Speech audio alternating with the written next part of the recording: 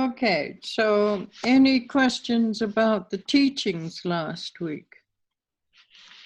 You remember what we were talking about? We started going into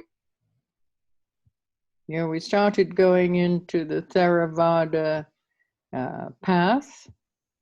Anybody remember what we were talking about?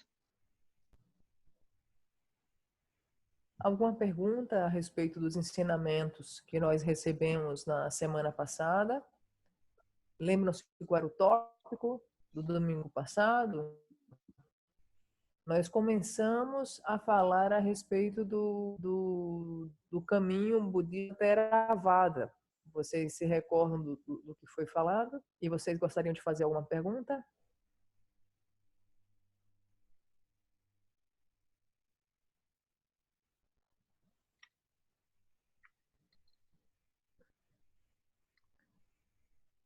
Annie? When you say, I have one question. Quando se diz que o Theravada é um caminho, I'm going to talk in Portuguese then in English. Quando se diz assim que eu procurei assistir a alguns ver alguns textos para eu entender um pouco, né? E quando se menciona que o Theravada é um caminho individual, né, que não tem essa preocupação do Mahayana com a dominação do outro, vamos dizer assim, é porque só seria um caminho monástico? Só seria um caminho para monges? When it said the Theravada's path is an individual path. It doesn't have the same aspiration of Mahayana that you are.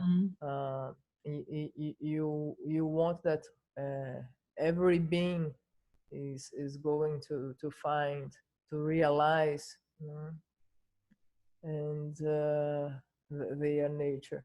When it is said, it is because the Theravadas think that we have only we can achieve the enlightenment if we are monks,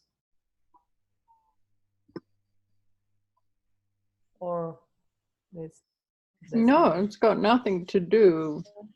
No, it's got nothing to do with being a monk. But in the Theravada tradition, they believe that the historical Buddha who lived 2,500 years ago is the only being who can actually realize full enlightenment. Everyone else can realize what it means to be an arhat, which is a very, very high realization. You're free from samsara, but it's not considered to be full enlightenment. And so they believe only the historical Buddha can realize that, whereas they don't talk about Buddha nature in the Theravada tradition. They don't acknowledge that each and every person has Buddha nature. That's really the language of Mahayana and Vajrayana. It's quite a different approach. It has many different ideas than Mahayana and Vajrayana. But it is something that we need to study because it's the basis of Buddhism. All the original teachings of the Buddha, they come in the path of Theravada.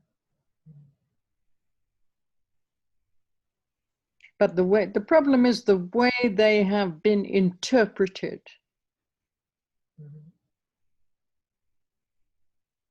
So, for example, in Theravada tradition, they would never say that it's possible for a woman to be enlightened. So if you're a feminist, you're in trouble here. I had lots of problems in Thailand when I lived there because I'm really a feminist. Yeah, so I had to really, explain to them that I didn't agree with their ideas about women couldn't be enlightened. I said we are totally equal. And because in Thailand, even women cannot become fully ordained nuns. You can become a novice nun, you can take 8 precepts, but you cannot become a fully ordained nun. I'm a fully ordained nun, so I don't exist in Thailand. And so when I go into a monastery, they don't know where to put me. They don't know how to relate to me because according to their tradition, I just don't exist. Yeah.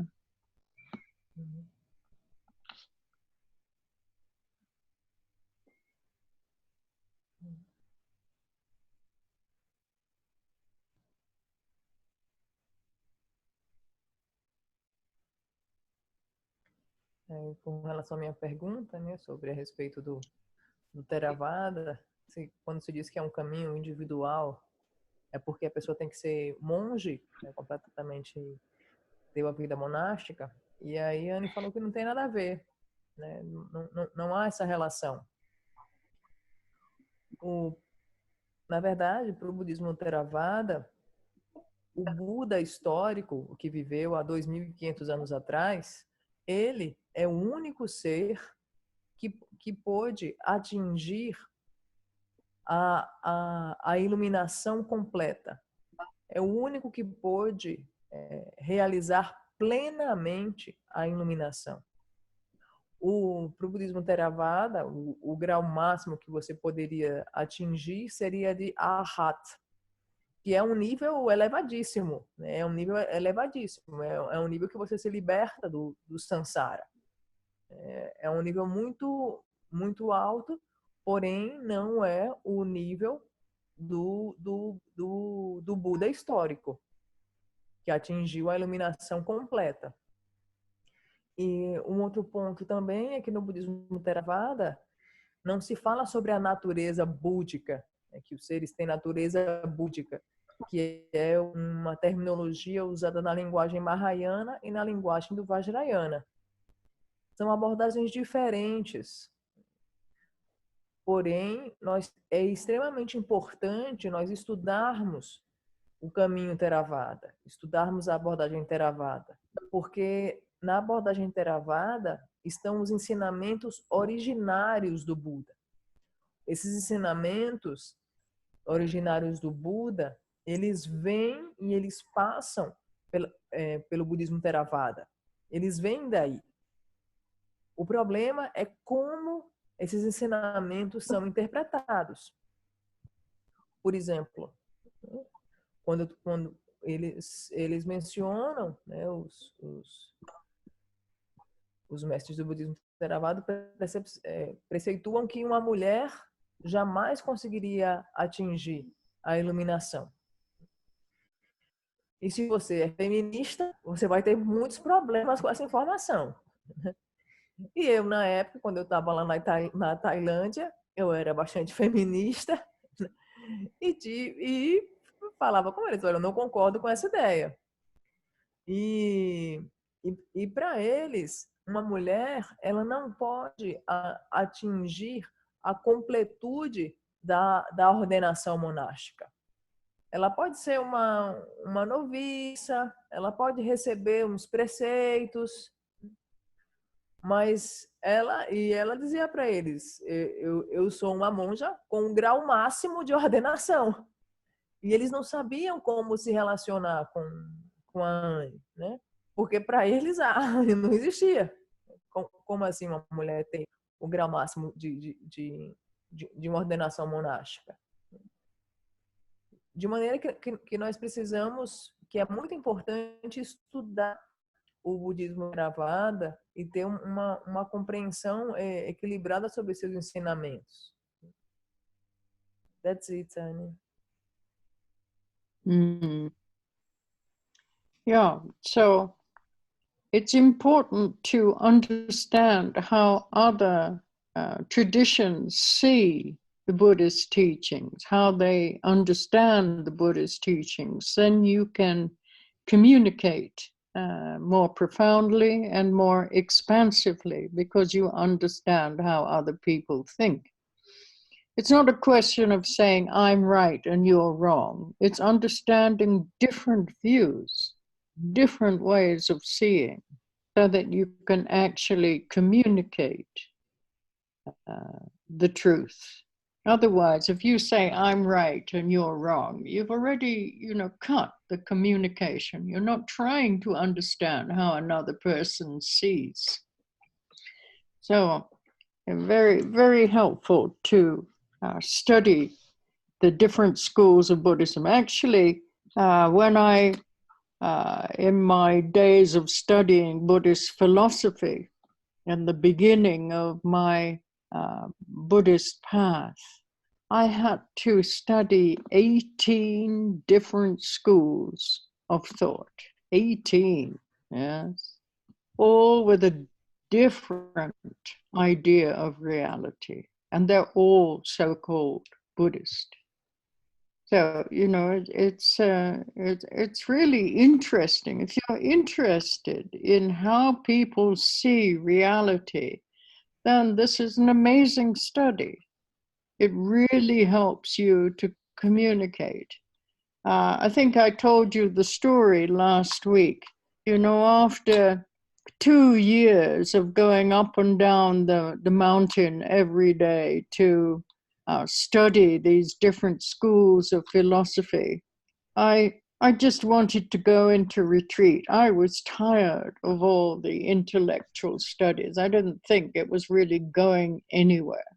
Okay, I knew a lot, but that didn't mean I was realized. I just knew a lot. I had a lot of different concepts or understanding of different concepts. And so I went to my teacher at that time, a great meditator and scholar, and his name was Geshe Rapton. He was one of the Dalai Lama's teachers at that time. And I said to him, do I have to go down this mountain every day to study all this stuff? Can't I just stay up here with you on the mountain and you just give me all the teachings that I need to go into a long retreat so that I can actually realize the meaning behind all these words? And he said to me, if I had the patience to study all of this intellectually, if I decided to teach in the future, it would make me a much better teacher because I would understand the different ways that people think about things. But, by that time, 2-3 years of intensive study, all the major texts in Mahayana Buddhism, I'd had enough. I just said, no, I really prefer just to stay up here and you give me the teachings that I need to practice. And then if I have any doubts, I'll just ask you. But later on in my life, after I had left the studies, the intellectual studies, and I'd done a couple of long retreats. And then my teachers actually requested that I teach. I didn't want to teach, I just wanted to stay and retreat. I thought I didn't know anything, but my teacher pulled me out of retreat and he said, you have to teach next Saturday. And I ran away. I ran down the valley into some remote place so that I could stay in retreat. And he sent a monk down to find me. He must have had a really hard time finding me because I was in a remote place. And he came and there was a knock on the door and he said, you have to come back, Lama Yeshe's saying you've got to teach this Saturday. And I said, no, I'm not going to teach. I don't want to be a hypocrite. I don't know anything. I don't want to teach. And then he went back again. He came back. He came back 3 times. And then he said, Lama said, you have to teach. Yes. And so after a Lama asks you to do something 3 times, you cannot refuse. It's really, you break your samaya, your pledge with the Lama.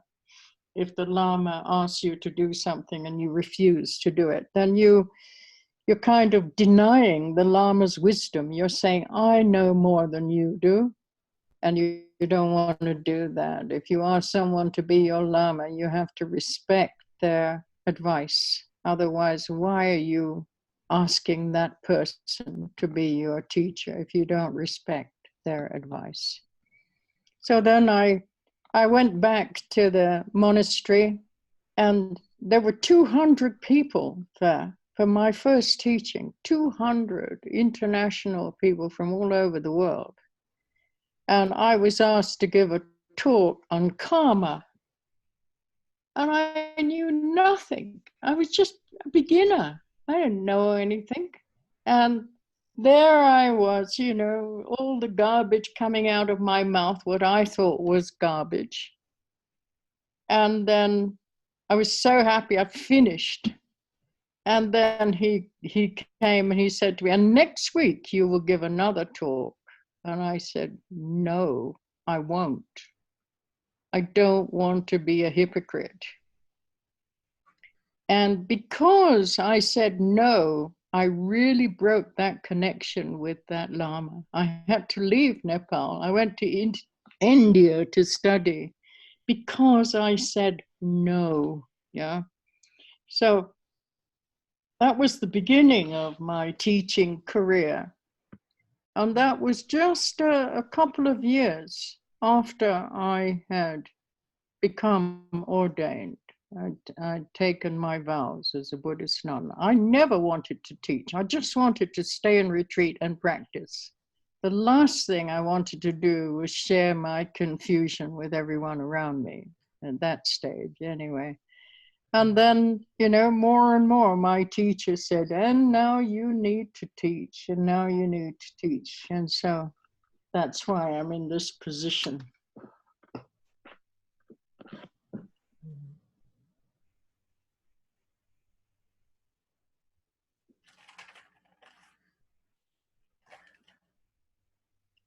É muito importante nós entendermos, né, todas as abordagens, né, do budismo.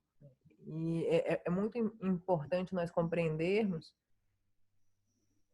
como eles entendem, como é que eles veem, como é que eles, qual o modo de verem a realidade.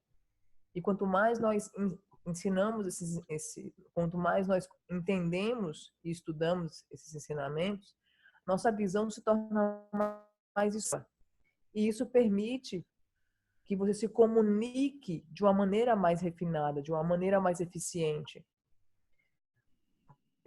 Ao ouvir e ao estudar essas diferentes abordagens, não é sobre eu estou certo e você está errado. Não é sobre aquele está certo e aquele está errado. É sobre entender as diferentes formas. E aí você se expande. E ao se expandir em compreender essas diferentes formas de ver, você se comunica de uma maneira muito melhor. E é importante entender os diferentes tipos de budismo. Nos meus primeiros anos de estudos, eu estudei 18 escolas de ensinamento budistas. 18 com as suas ideias sobre a realidade, como é que as pessoas veem a realidade. E isso ajuda muito a nos comunicar. E 2 anos subindo e descendo as montanhas para ter esses ensinamentos, né, eu já sabia de muita coisa intelectualmente, né? Já tinha uma sofisticação intelectual a respeito daquele tema. E eu fui conversar com Lau Ayeshi, é isso? O professor dela, né, que foi também professor do Dalai Lama, que era um grande meditador e um grande erudito, e ela olhou para ele e perguntou: eu tenho realmente que descer a montanha, né, para receber esses ensinamentos? Por que eu não paro de fazer isso e aí você me transmite todos os ensinamentos que eu preciso para entrar em retiro? E aí eu tenho esses ensinamentos do retiro e aí depois eu volto a falar com você a respeito das minhas práticas e tal. E aí, olha, Anne, se você tiver paciência e receber os ensinamentos que você está recebendo, né, ao descer a montanha, isso fará de você uma professora muito melhor no futuro. Então, é muito importante que você continue frequentando essas aulas e recebendo esses ensinamentos. E eu já estava ali há 2, 3 anos, né, todos os principais textos Mahayanas. E aí eu falei com ele, não, eu quero deixar esses ensinamentos intelectuais, eu quero realmente entrar em retiro e aí você me transmite os ensinamentos e aí se eu tiver dúvidas, eu volto e lhe questiono. E aí eu fiz isso. E em um dado momento o meu professor me pediu para que eu fosse ensinar. Ele chegou para mim e disse: Anne, você vai ensinar no sábado. E ele me empurrou, né, para fora do meu retiro, né, me tirou do meu retiro, e aí eu fugi. Eu não queria dar um ensinamento no sábado. Eu fugi pelo vale para um lugar bem, bem remoto, e ele falou com uma outra pessoa para essa pessoa me encontrar e fazer com que eu fosse dar um ensinamento. E a pessoa chegou até mim e falou: olha, o mestre falou que você tem que dar um ensinamento. E ela falou: não, eu não quero dar ensinamento, eu não quero ser hipócrita. E essa mesma pessoa voltou 3 vezes para dizer que ela tinha que dar um ensinamento. E quando o lama ele pede para você fazer algo por 3 vezes, você não pode dizer não. Porque se você diz não, você quebra o samaya, você quebra essa ligação de respeito com o lama, e quando você diz não, você está negando a sabedoria do lama. Quando você diz não porque ele está lhe pedindo, é como se você estivesse dizendo: olha, eu sei muito mais do que você. De maneira que você tem que respeitar o conselho do lama, tem que respeitar a orientação do lama. E aí eu fui. E quando eu cheguei lá, havia 200 pessoas de diferentes nacionalidades, né, pessoas assim, internacionais, e eu tinha que tratar sobre o karma. O tema, né, da peça que eu ia dar era o karma.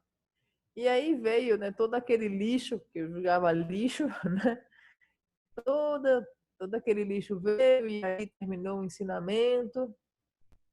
E aí eu julgava que tinha acabado, né? E ele falou: não, mas na semana que vem você vai dar novamente um ensinamento. E aí ele falou para ele: não, eu não quero dar ensinamento, eu não quero ser hipócrita.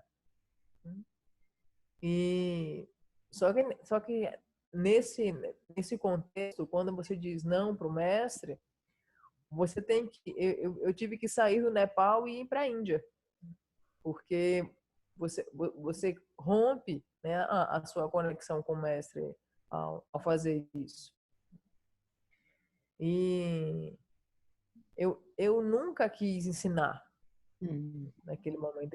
Eu queria ficar em retiro lá só, né, sozinha ali, porque eu não queria compartilhar a minha confusão com as pessoas.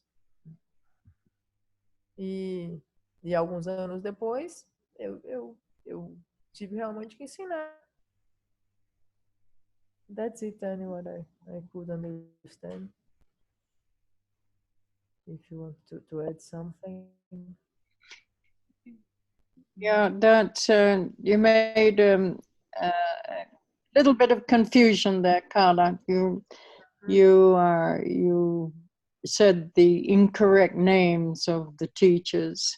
The teacher who I asked whether I had to go down the mountain every day to study, his name was Geshe Repton. Geshe Repton, and he was one of the advisors or tutors of the Dalai Lama at that time. He was a great scholar and a great meditator. And then before I went to study with him, I met my first teacher. My first teacher was Lama Yeshe, Thupten Yeshe in Nepal. Lama Zopa and Lama Thupten Yeshe, they lived together. And it was Lama Yeshe who asked me to teach. And then when I said no, then I left for India and I went to study with Lama Yeshe's teacher, who was Geshe Repton.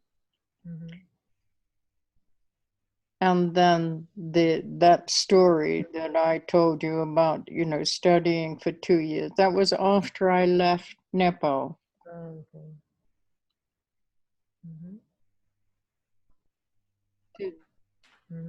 So then I spent most of my time in India studying with different teachers from then on, different teachers from different traditions.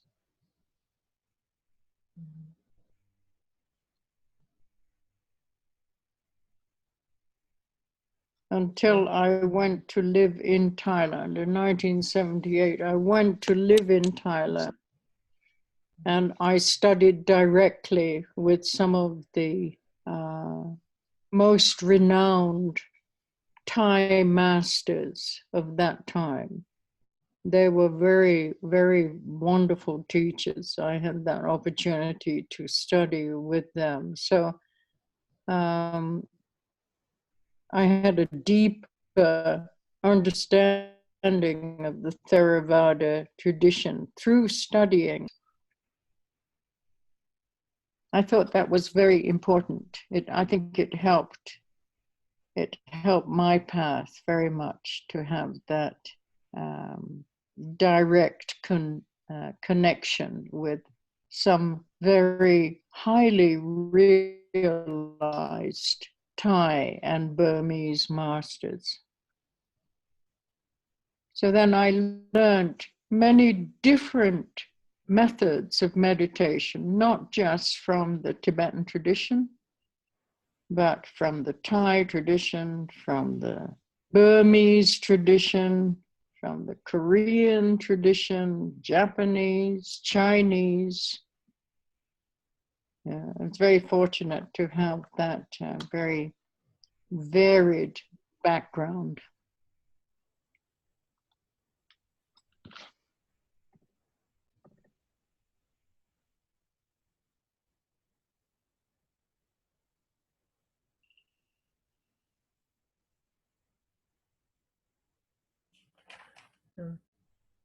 Ele fez uma correção sobre o nome dos mestres. Quando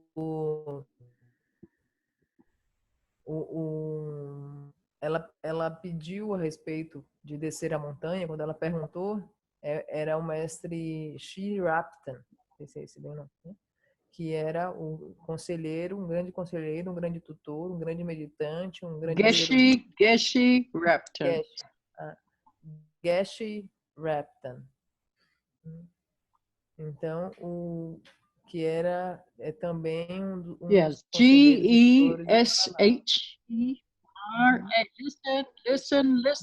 Listen, Carla, listen. I'm trying to tell you how to spell this. GESHE Geshe, and his second name was Rapten, Rabten.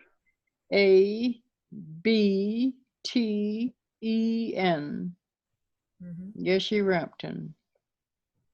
Alan Wallace also studied with him as well. We were together at that time, Alan and me, and some other people who are now famous teachers as well. We were all together at the same class.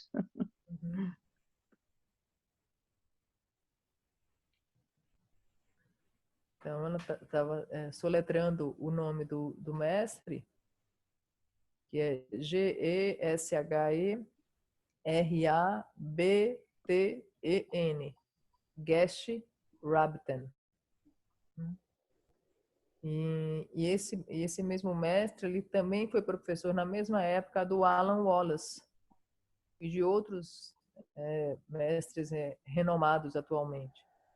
Eles também estudaram todos juntos ali na mesma sala. E antes desses estudos, né, ela estudava com outros mestres, Lama Yeshe, Thukten, e foi esse Lama Yeshe, à época, que me pediu para ensinar. E foi quando essa narrativa aconteceu, e eu tive que deixar o Nepal e fui para a Índia. E na Índia, né, eu passei por diferentes professores de diferentes tradições, até que eu fui morar na Tailândia e tive a oportunidade de ter renomados mestres tailandeses, né, naquela época. E eu tive uma compreensão da tradição Theravada naquela época e que me ajudou muito, muito no caminho.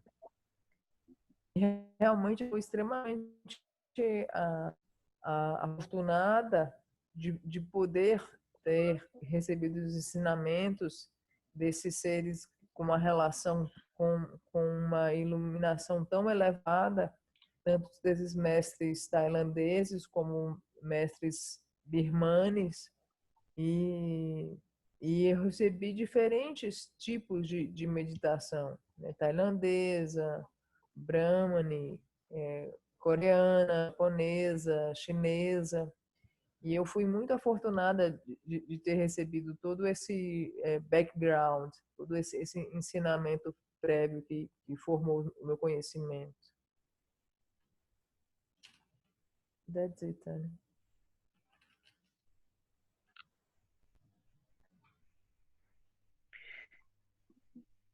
Okay, everyone. So let's continue with the teachings today.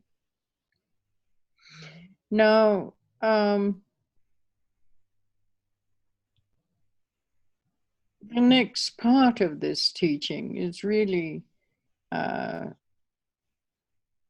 in relationship to a book that I am writing now, and Carla's trying to translate into Portuguese for me, as well as other of my students who were attending this teaching over the years for more than 6 years now, actually much more than 6 years, because I started giving this teaching in Hong Kong when I lived in Hong Kong. So that's, I left Hong Kong in 1999, so that's like 18 years ago. So I started giving this teaching, which I call Cost of Illusion, 20 years ago or more.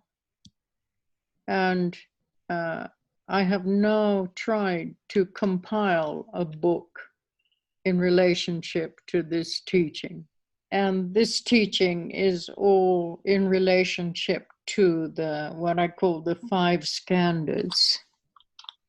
It's a very important teaching if we want to understand our ego psychology and how our ego psychology functions in a way that we ourselves create all our experience of life. All. It doesn't matter what is happening to you.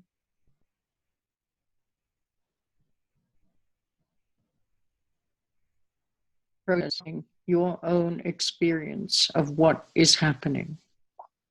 Now, most of you don't believe that because you don't understand how your mental processes function. So you still believe that life situations and circumstances are actually happening to you, that you have no responsibility for what is happening. You totally have no control over what is happening or how it is happening. So you think, to yourself, whether you emotionally believe it or not, you think that life is happening to you, and that is not true. So we have to understand how we are creating our experience moment by moment.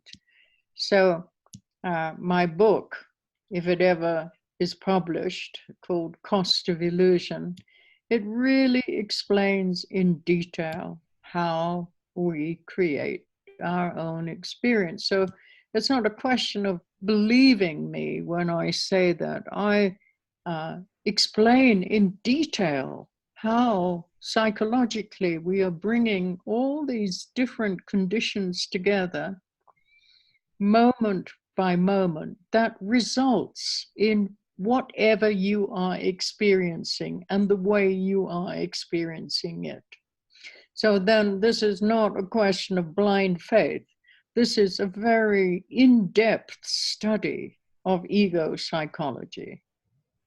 And I think this will help you and others to understand when I say we are creating our own experience. You don't just listen and not believe it. You understand how you are doing it. It's a manual that explains how we are creating our own experience of life, moment by moment.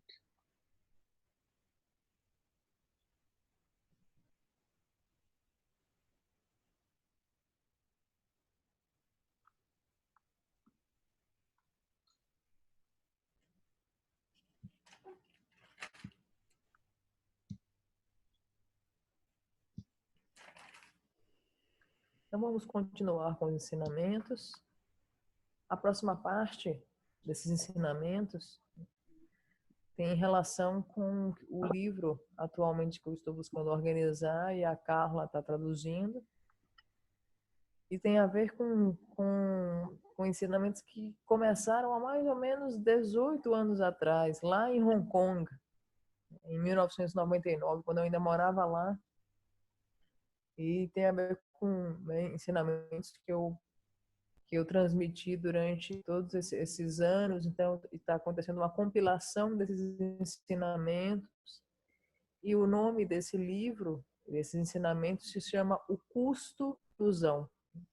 E são quase 20 anos de ensinamentos. Então, eu estou tentando compilar em um livro. E esse livro é essencialmente a respeito dos 5 skandhas, os 5 agregados. Então, se nós queremos estudar a psicologia do ego, nós temos que estudar a psicologia do ego e como ela funciona. Se nós queremos estudar a psicologia do ego e como ela funciona, nós precisamos compreender que nós criamos todas as nossas experiências. Não importa o que seja. E certamente a maioria de nós não acreditamos nisso. A maioria não acredita nisso. A maioria acha que todas as situações e circunstâncias da vida, na verdade, acontecem à toa. Você não é responsável pelo que está acontecendo na sua vida. Você não tem um controle sobre o que está na sua vida. Você acha que simplesmente a vida está acontecendo para você. As situações e as circunstâncias se apresentam para você e você nem tem nenhum controle, nem nenhuma responsabilidade sobre isso. Porém, nós temos que entender como nós criamos as nossas próprias experiências. E o livro O Curso da Ilusão justamente explica em detalhe como nós estamos criando as nossas próprias experiências. Como nós estamos psicologicamente trazendo todas as condições juntas que resultam nas nossas experiências. E isso irá ajudar tanto a vocês como a outros. Isso irá ajudar você e outros a entenderem como nós estamos criando as nossas próprias experiências da vida de momento a momento. Esse livro é um manual. Ele traz ensinamentos de maneira que você não acredite nele meramente por uma fé cega. É algo que realmente precisa ser colocado em prática e vivenciado para você compreender que somos nós que estamos criando as nossas próprias experiências de vida de momento a momento. That's it.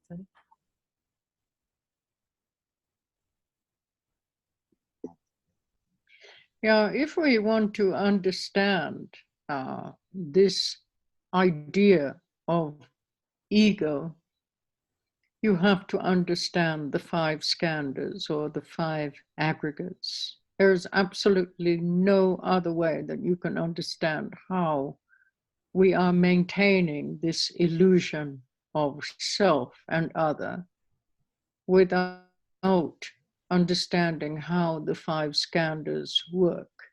And this teaching on the 5 skandhas actually comes from the Theravada teachings.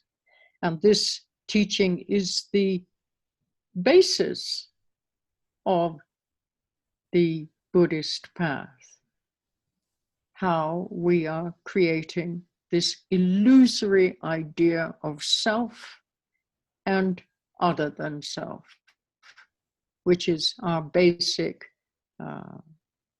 dualistic vision, which we are now imprisoned in at the moment. We are so convinced that there is a world out there and there is a perceiver of this world here that is quite separate from the world that we perceive. So whilst we have this dualistic fixation, then we can never free ourselves from this illusion. So the teaching on the 5 skandhas is essential to understand your ego psychology. Now, whether we are studying Theravada, Mahayana, Vajrayana, this teaching on the 5 skandhas is in each of the 3 vehicles. Even in Vajrayana, when you look at a deity, you will see that usually, if it's a peaceful deity, you will see 5 jewels in the crown that the deity wears. And if it is a wrathful form of the deity, you will see 5 skulls, which are used as the crown. So on the top of the head, you will see 5 jewels as part of the crown if it's peaceful. And if it's a wrathful form of the deity, you will see 5 skulls. And this represents the 5 skandhas, which have been transmuted into the 5 aspects of wisdom.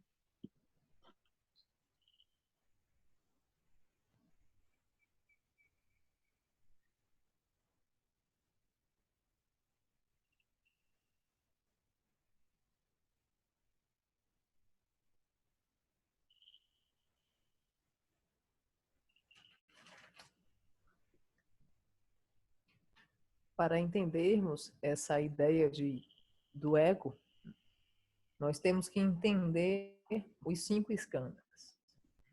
E para entender como mantemos essa ilusão do eu e do outro, além do eu, nós precisamos entender os 5 skandhas e como os 5 skandhas trabalham. E esse ensinamento, ele vem da tradição Theravada. Como nós criamos a ilusão do eu e do outro, além do eu. Como nós desenvolvemos essa visão dualista, essa fixação dualista. Nós estamos tão convencidos, né, de que, com certeza, existe um mundo objetivo lá fora que é diferente daquele que observa esse mundo. Existe algo lá fora e existe um percebedor, um observador percebendo esse mundo, como se fosse 2 entidades completamente separadas. E se nós não sabemos por que a fixação dualista, o que faz com que haja essa fixação dualista, se nós não sabemos disso, nós jamais seremos livres. E tanto na tradição Theravada, como na Mahayana, como na Vajrayana, esses 5 skandhas, eles se apresentam. No Mahayana, por exemplo, quando você vê nas deidades pacíficas 5 joias em sua coroa, ou quando você vê nas deidades iradas 5 crânios, né, acima, essas 5 joias e esses 5 crânios, eles representam os 5 skandhas. Eles representam os 5 skandhas que foram transmutados em 5 aspectos da sabedoria. That's it, Tani.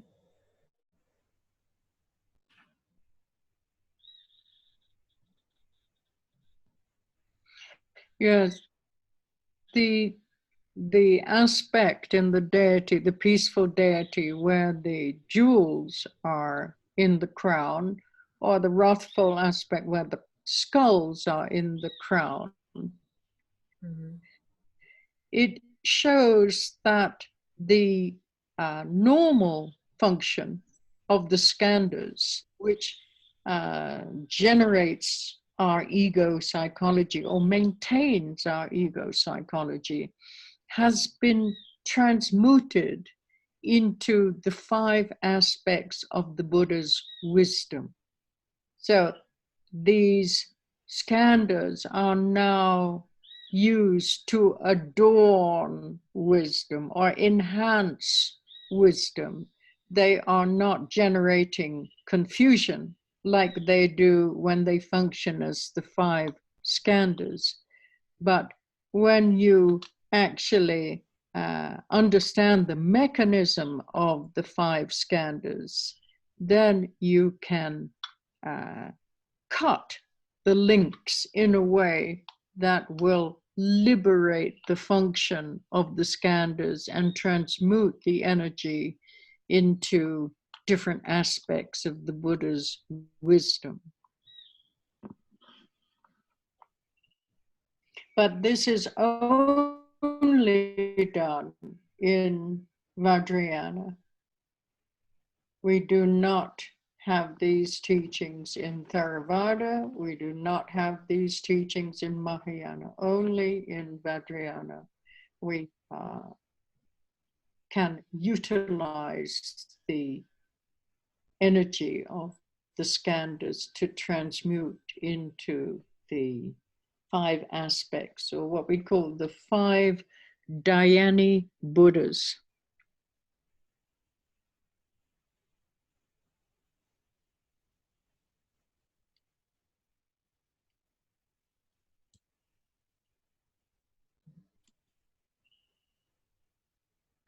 Então, a sabedoria, o aspecto dos 5 skandhas representados nas joias, tanto nas joias presentes na coroa das deidades pacíficas, como nos crânios presentes nas coroas das deidades iradas. O funcionamento normal dos 5 skandhas é que mantém a psicologia do ego. Quando se transmuta esse funcionamento dos 5 skandhas nos 5 aspectos na sabedoria do Buda, há essa representação na coroa, porque eles não estão mais gerando a confusão. Quando se entende o funcionamento dos 5 skandhas, você corta os elos e você libera essa sabedoria, você os transmuta em sabedoria. E isso só é feito no Vajrayana. É só no Vajrayana que podemos usar a energia para transmutar, né, nesses 5 aspectos. That's it, Tânia. Sei, Dharma Budas?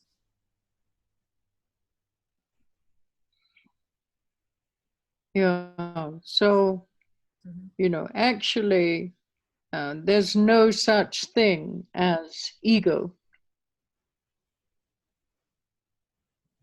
Everything depends on this process that we call the 5 skandhas that generates when these 5 elements or 5 aggregates come together. Then we have this idea of I. But when we study in detail, you know, as in the book that I've written, we have a skillful way of studying each aggregate and how they all come together to create this illusion of self. So then once we understand the process, it's much easier to not continue regenerating the same process again and again, because now it's just automatic. It happens so fast, we don't know that it's happening. And if we want to experience anything in our life, then the 5 skandhas has to be present. Otherwise, we cannot experience anything. So it's very scientific, this study. And I'm sure it will help you a lot. If you have a curious mind, a scientific mind, to really investigate how and why you experience things in specific ways, then this is the answer.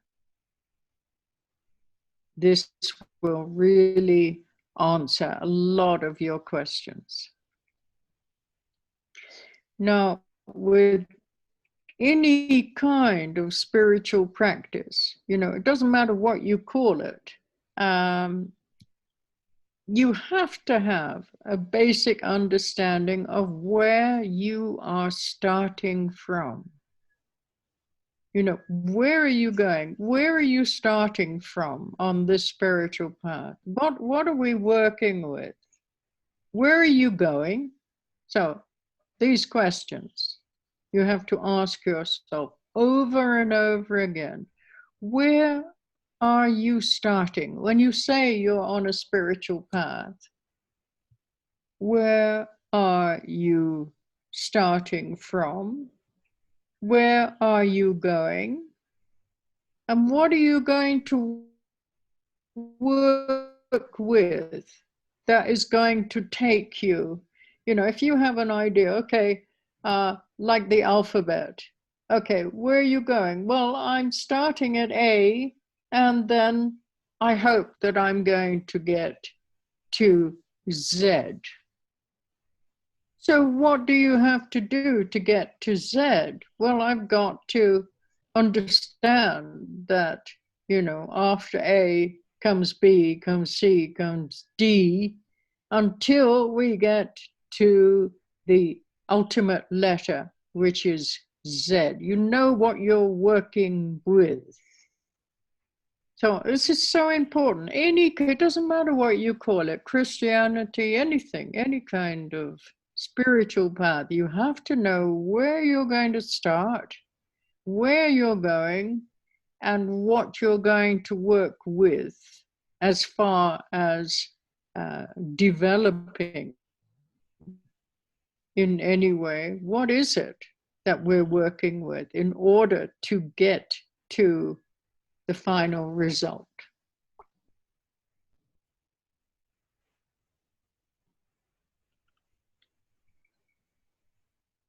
As I said to you many times, this path is not about blind faith. I'm not asking you to believe anything at all. I'm asking you to investigate, examine, analyze, question, but don't believe blindly just because you hear an idea. I'm not asking you to believe it.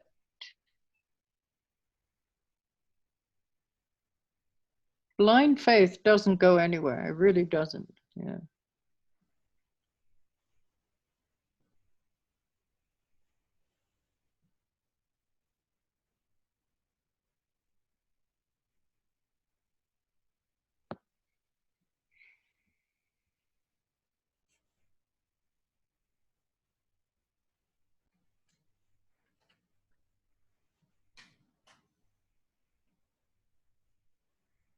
Na verdade, não existiria essa tal coisa de ego se não fosse os 5 skandhas e o seu funcionamento. Tudo depende dos 5 skandhas e do funcionamento dos 5 skandhas. É só a partir disso que nós temos a ideia do eu. E isso é estudado em detalhe no livro Curso das Ilusões. É estudado cada skandha, um a um, com riqueza de detalhes.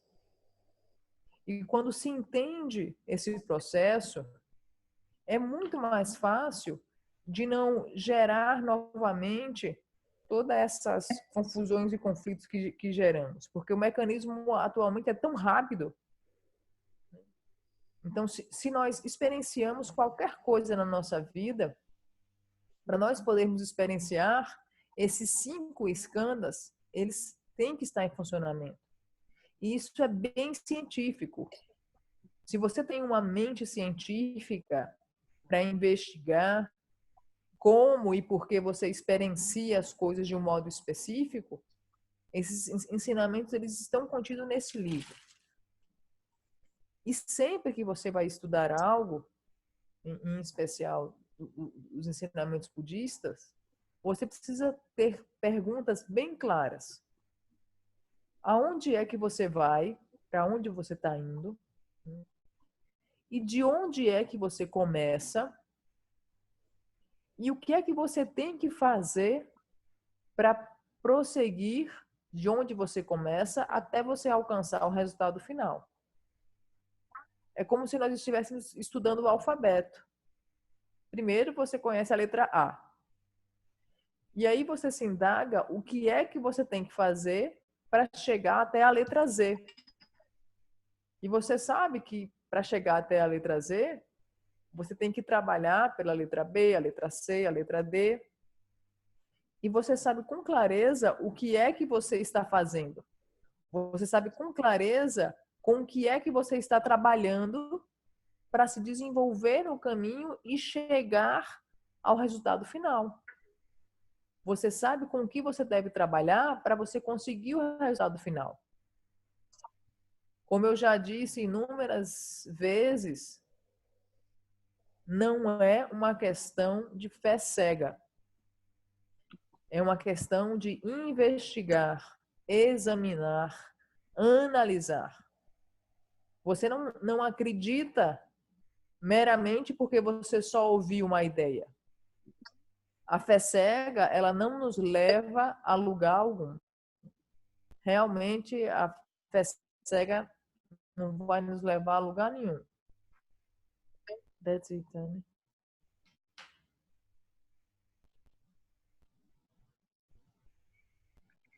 Yeah, so we are, we're really asking ourselves now, what are we? Here you ask yourself, well, what am I? What is this? What's the basis of my existence? So we're going to be very practical. What is it? How do I exist? What is it that exists? What am I at this moment? Basically, you've got two components. You've got a body and you've got a so-called mind. Yeah. And this is the basis of your existence. So even the body alone, we know so little about the body. We expect the doctor to save us. If something goes wrong, we go to the doctor. But as far as really understanding how the body works, we don't know. We have very little information about how our own body functions. And when it comes to the mind, we have even less information. This is the basis of our existence, this so-called body, which we don't know, and a so-called mind that we know even less. And without those two things, you don't even exist. You don't even appear to exist. So, if we want to understand where we are now at this moment, we need to understand these two basic things, this relationship between a body and a mind. And then you have to ask yourself, well, why am I searching? What am I looking for? Why do I have the feeling that something's not quite right? Why do I have this feeling that something's missing from my life? What am I searching for? And these are really basic questions that's going to ground you, give you a ground to work with. The basis of your path.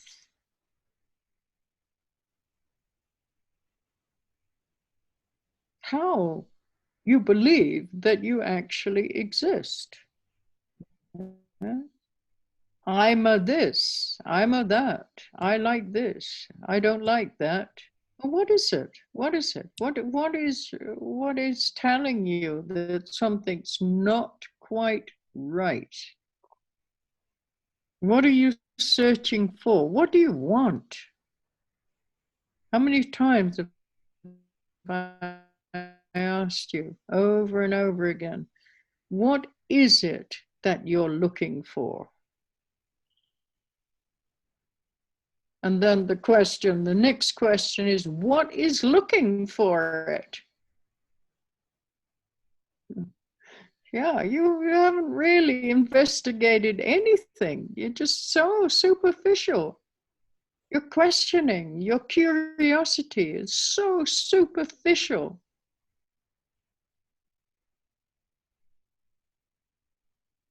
You know nothing about your own existence. Well, you're only here for a short time. This life is really fragile.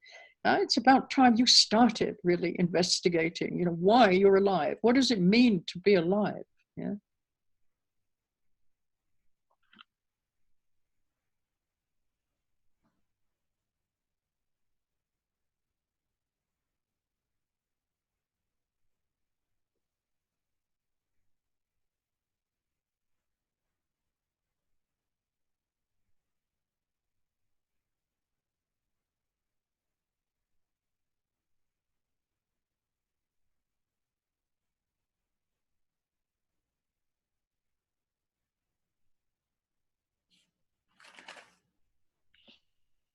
Nós realmente precisamos nos perguntar: onde é que nós estamos?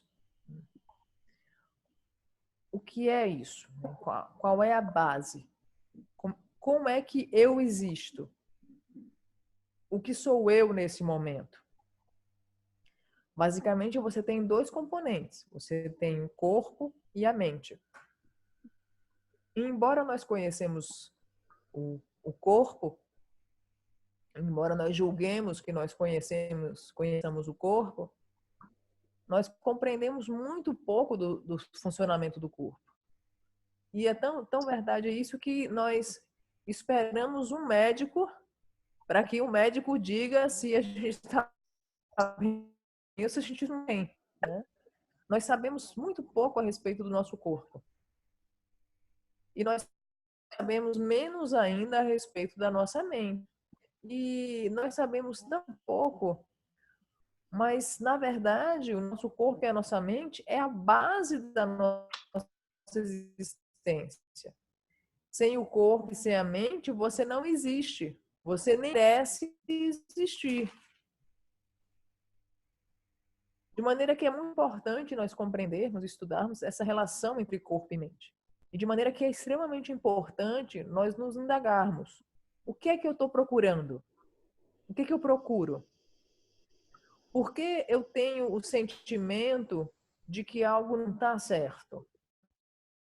Não tá? Por que eu tenho o sentimento de que tem alguma coisa faltando na minha vida?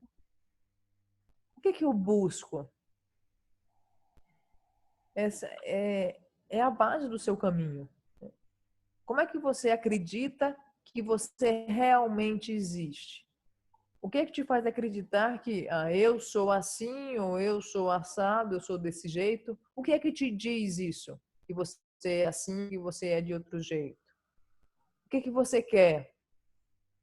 O que é que você busca?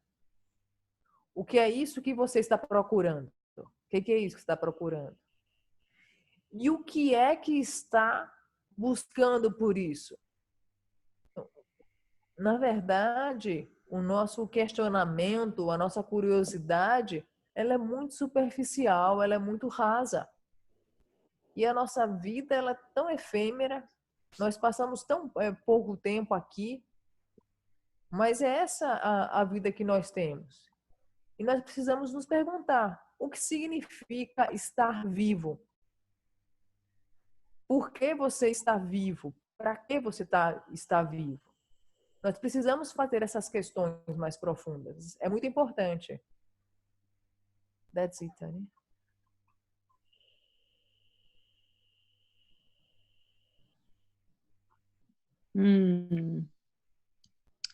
Yeah.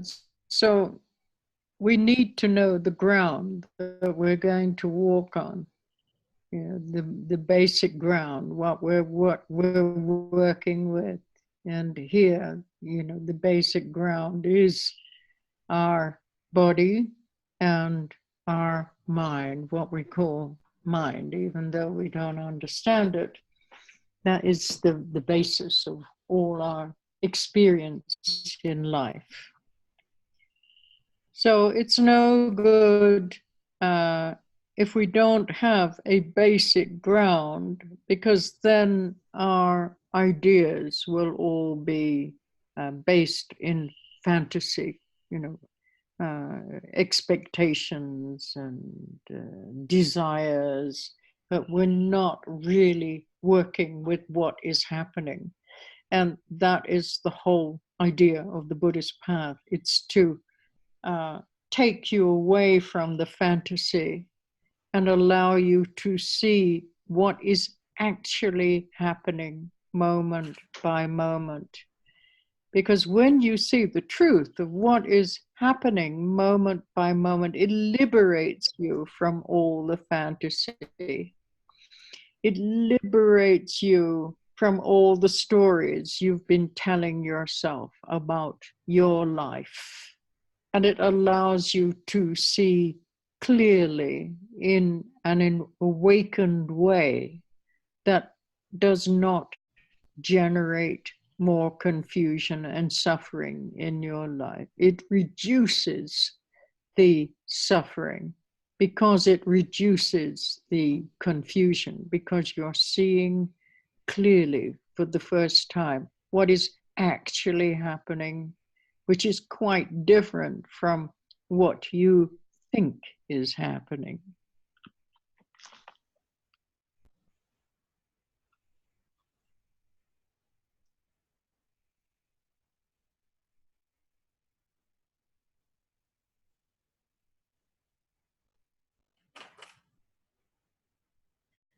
Então, nós precisamos conhecer o solo pelo qual nós vamos caminhar.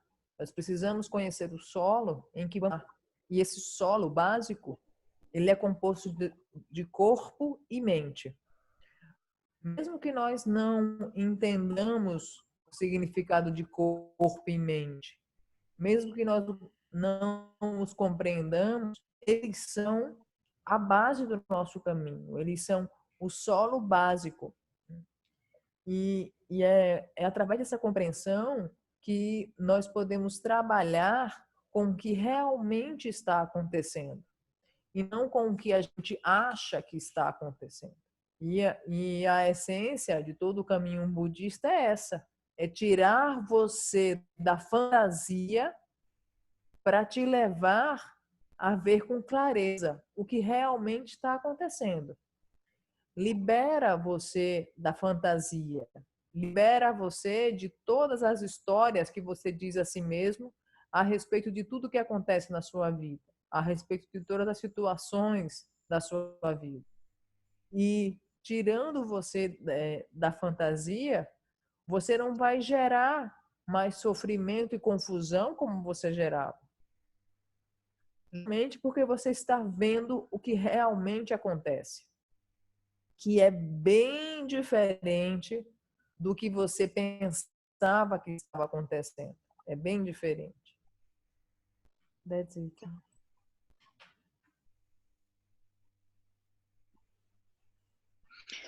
Yes, now, we listen a lot to ideas about advanced experiences of other great masters and, the different levels of realization, but we're not actually looking at what is happening moment by moment. And so our understanding is just based on our expectations and desires. It's not in any way factual. And as I said last week, I'm just repeating what I said last week. This is a weak aspect of our human nature, that we always want to hear something beautiful, something colorful, something extraordinary. We love to hear, rainbow body and, what this master did and what that master did. But when it comes to actually seeing what we're doing, we try to ignore what we're doing and get lost in some fantasy, some story. But these kind of getting lost in these stories, these wonderful, fantastic stories, it only feeds our expectations and our preconceptions. It's not so helpful because our mind is preoccupied with what might happen in the future instead of, what is actually happening now.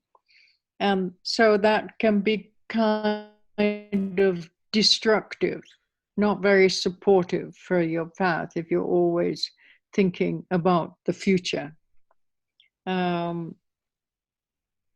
It's not fair to perpetuate our weaknesses and our expectations and our dreams. So it's better to begin with a realistic starting point of what we are, this mind and this body and how it works together. That is helpful. Right now, what is happening right now in this moment. Never mind what's happening in the future. We don't know if there'll be a future. There's no guarantees that we will have a future.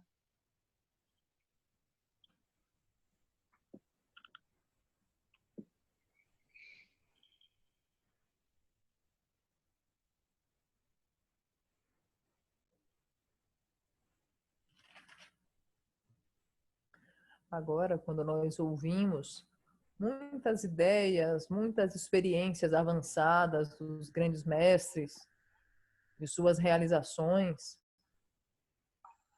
nós não olhamos o que ocorre de momento a momento. De maneira que nosso entendimento é baseado em expectativas e desejos. E o que nós queremos ouvir são esses aspectos maravilhosos, né? O que é lindo, o que é colorido, né? O mestre que se transforma no corpo de arco-íris, o que fez esse mestre. E quando nós ouvimos algo da nossa vida diária, quando nós ouvimos algo a respeito de que nós devemos trabalhar em nós mesmos, nós ignoramos. Nós ignoramos e ficamos perdidos em certas histórias. De maneira que, por vezes, ouvir esse tipo de histórias não nos ajuda, né? Não alimenta aquilo que realmente é importante. Simplesmente ficamos devaneando e porque a nossa mente fica preocupada com o que pode acontecer, talvez, no futuro. E receber, por vezes, esses ensinamentos pode ser algo muito destrutivo, em vez de ser algo construtivo. Porque não é justo perpetuar fraquezas, debilidades, sonhos, devaneios. Nós temos que começar com um ponto de partida correto. Nós temos que começar por um ponto de partida. E esse ponto de partida é o corpo e a mente, nesse momento. É o corpo e a mente e como eles se relacionam. Não é algo que vai acontecer, talvez no futuro, quem sabe. Mesmo porque não existe nenhuma garantia que nós tenhamos um futuro. Então, nós temos que começar por esse ponto de partida. O corpo e a mente e como eles se relacionam nesse momento. That's it.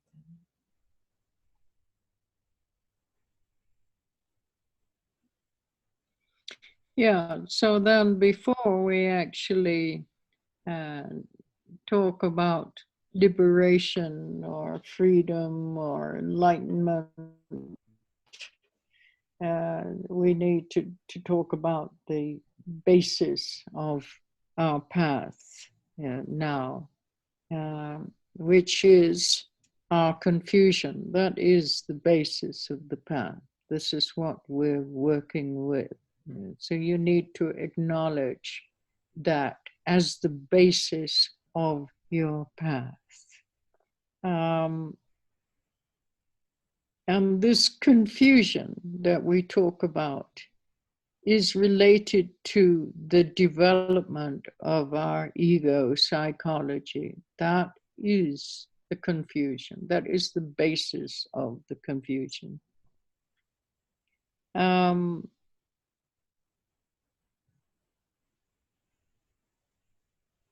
We don't need to run away from our confusion, as I've said many times before. If you run away from your confusion, you'll never understand it. You empower it. You say to yourself, this is bad. And then you don't really want to look at it. You don't really want to understand it. So it's much better to have an attitude that you're going to become friends with your confusion. Because your confusion, when it's seen clearly, is also your wisdom nature. So you don't want to run away from it. You want to acknowledge it and understand it so that you can work with it. And this confusion is made up of all our neurotic habits and tendencies. This is what we are. We are a collection of neurotic habits and tendencies. And this is what we identify with as I. I am this. So when you say, I am this, of neurotic habits and tendencies.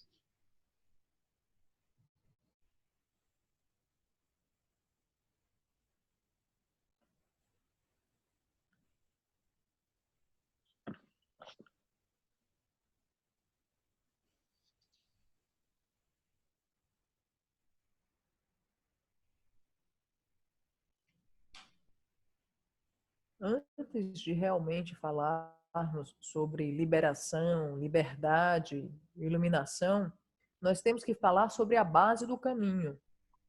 E a base do caminho é a confusão. É a confusão que estamos trabalhando.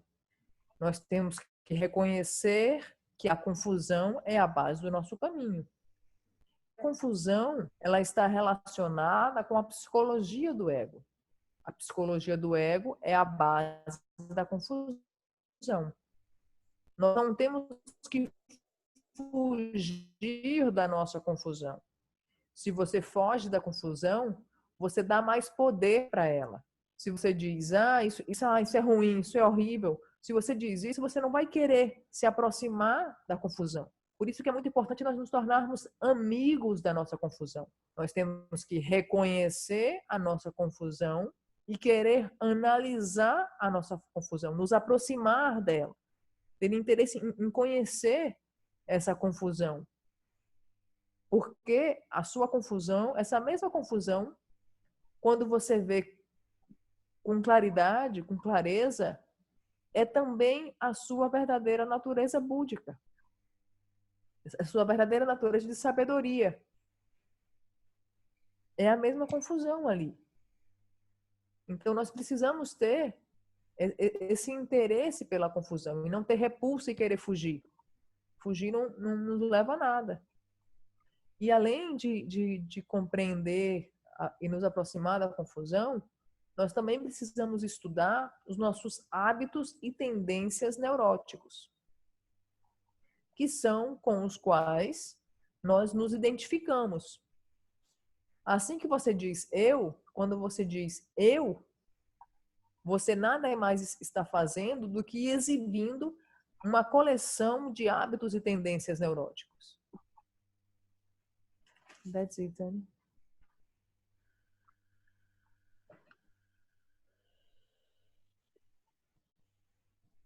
Yeah, so then we're not trying to get rid of the ego as such, because that implies that it actually exists. So we're not trying to get rid of something that doesn't exist. Yeah. What we're trying to do is we're going to acknowledge it and see it for what it is. Yeah, that's the perfect. We're seeing it as it is. We're seeing it as a collection of habits and tendencies. So in the development of ego, so as I talk about this a lot in my book, there's basic ground or basic consciousness itself, which is completely open space with no beginning and no end. This is the ground of consciousness. You can't say it's this or it's that. doesn't have a location, doesn't have a form. It's very hard to relate to something that doesn't have a form. So it's totally open, spacious. It's basic spaciousness. It never changes. It's always this open, spacious awareness. This is the ground of our consciousness. This is the primordial ground of our consciousness. It's not a this, it's not a that, it's not an entity. You can't describe it because it doesn't have characteristics. It's like trying to talk about space. If I ask you to define space, what can you say about space? You can only say what is not space.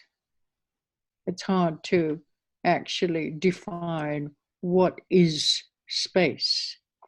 So our whole primordial consciousness is this open, spacious awareness without any kind of characteristics. There's no beginning and no end. Very abstract, very hard to relate to the nature of consciousness from where we are now, because now our tendency is to want to objectify whatever we perceive, even if it's an idea. We want to objectify it. We want to make it into something. So then we know how to relate to it. But this is beyond the idea of an object. This is who we are, this open, basic space.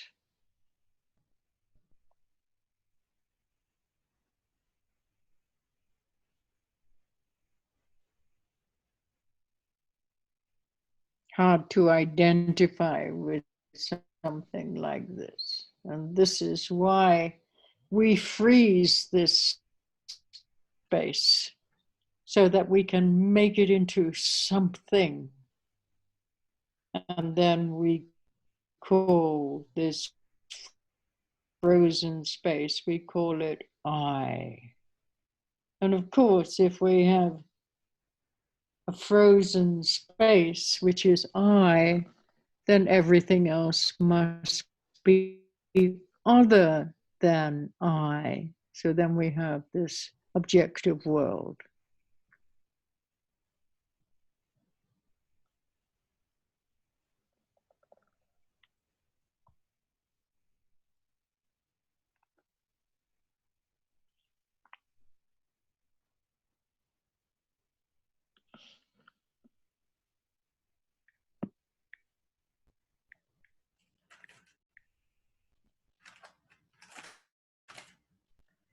É muito importante que nós compreendamos que nós não estamos aqui tentando nos livrar do ego. Nós não estamos tentando nos livrar do ego. Porque se nós estivéssemos tentando fazer isso, isso implicaria que o ego existe. Então nós não estamos tentando nos livrar do ego. Nós estamos buscando reconhecer e ver o que esse ego é.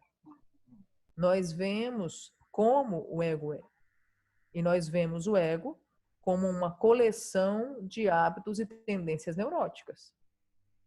Como eu falo bastante disso no livro, há esse chão básico da consciência, que não tem forma, que não tem localização. É difícil nós nos relacionarmos com o que nem forma. É difícil nós relacionarmos com isso que é o espaço. Essa consciência espaçosa, aberta, sem limites. Nós não podemos dizer que é isso, que é aquilo, não é uma entidade, porque não tem características. Se dizemos para alguém, o que é espaço? O que você diria se fosse perguntar o que é espaço? Você traria explicitamente dizendo justamente o que não é espaço. Então, essa consciência é aberta, é espaçosa, é sem características, sem começo, sem fim. E é difícil nós nos relacionarmos com a natureza da consciência, porque a nossa tendência é coisificar, reificar, é tornar tudo um objeto, para que, tornando um objeto, nós consigamos nos relacionar com ele. Mas essa consciência espaçosa, aberta e sem limites é quem nós realmente somos. Somos esse espaço sem fim. Somos essa consciência espaçosa, sem limites e completamente aberta. É porque nós congelamos isso, nós congelamos para tornar em algo. E aí chamamos de eu. E se há um eu, há todo o demais que não é o eu. Aquilo que é o outro além do eu. Aquilo que é o mundo objetivo, o mundo dos objetos, além do eu que os observa. That's it.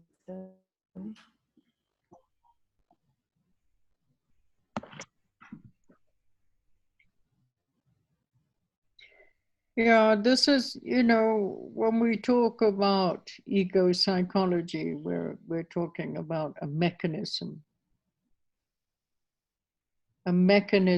that maintains an illusion that we consider to be reality because of the habit of seeing in a distorted way over and over again. It's now become so natural that our dualistic way of seeing is just so natural that whatever we perceive, it appears to be quite separate from the perceiver, that our mental processes are totally divorced from our perception of the appearance of whatever kind of object that's arising to the senses. We don't question it because we've always seen this way. There's been no reason to question it until someone comes along like me and says, well, this is really not the way it is. Your incorrect, distorted way of seeing is actually the cause of all your confusion and suffering. Yeah. The confusion and suffering is not coming from something external, but it's coming from the way that you are interpreting what is coming in through your senses. So you never heard that in school, and all your life you have believed in whatever perceptions are arising because you've always interpreted whatever is happening as actually existing out there. Nothing is happening in relationship to your own mind or your own mental processes. So you don't feel responsible for anything that's happening because it's actually happening out there. Yeah? So it's very hard to introduce an alternative way of seeing that is so different than our natural confused, distorted way of seeing that we are habituated to see at this present moment. It takes a lot of repetition and a very strong desire to actually see the truth.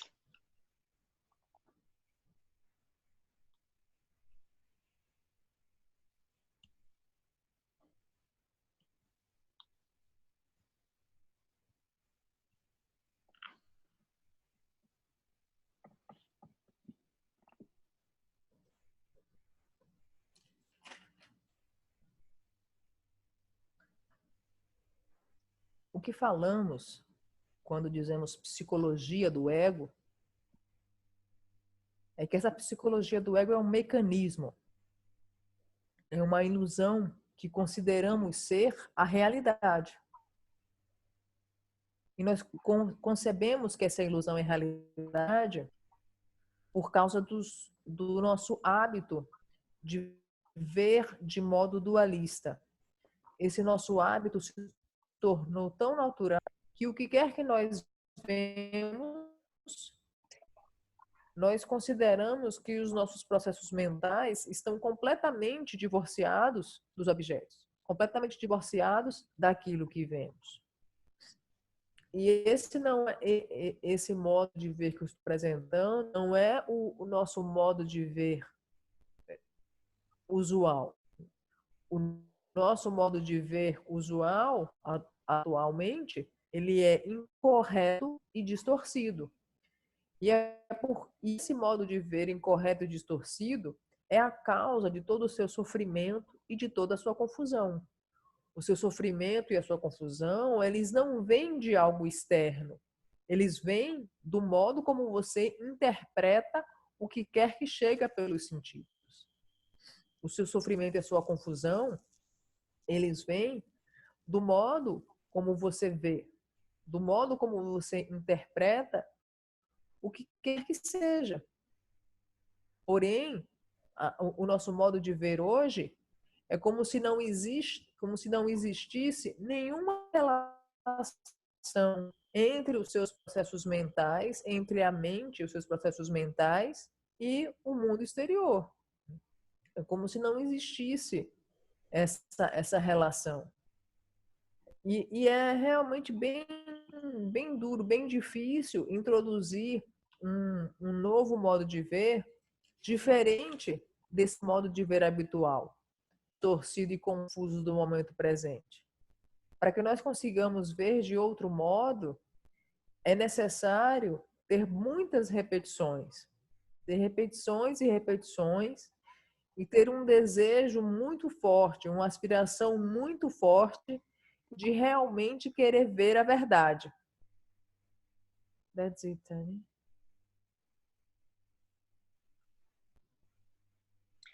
Yeah, so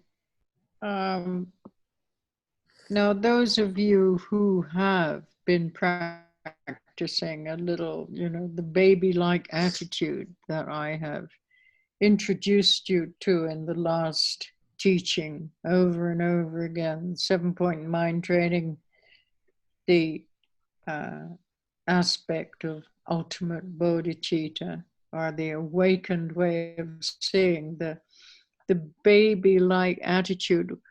Just look at that for a moment, yes? And then just watch your tendency. What's your tendency when I say, okay, rest in the baby-like attitude? Now, what is the impulse or the tendency that comes up?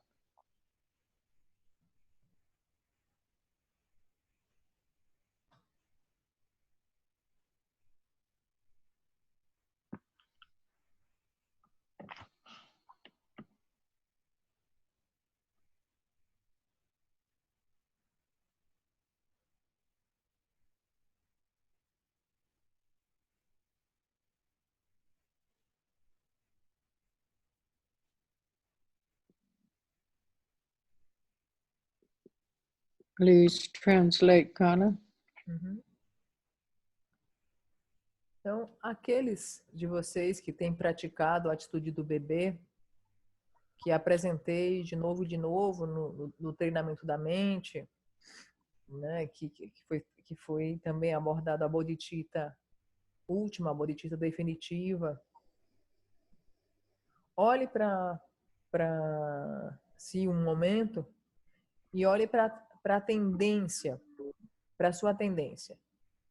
Quando eu falo assim para você, ok, descanse, repouse e veja como a atitude do bebê. Veja como um bebê vê. Quando se fala isso para você, qual é o impulso? O que é que vem? O que é que emerge? O que é que vem à tona?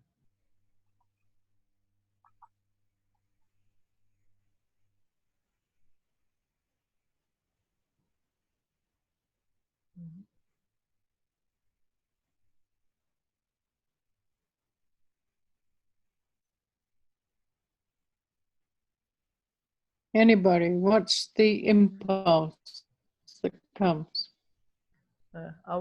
Anne quer ouvir a resposta de vocês.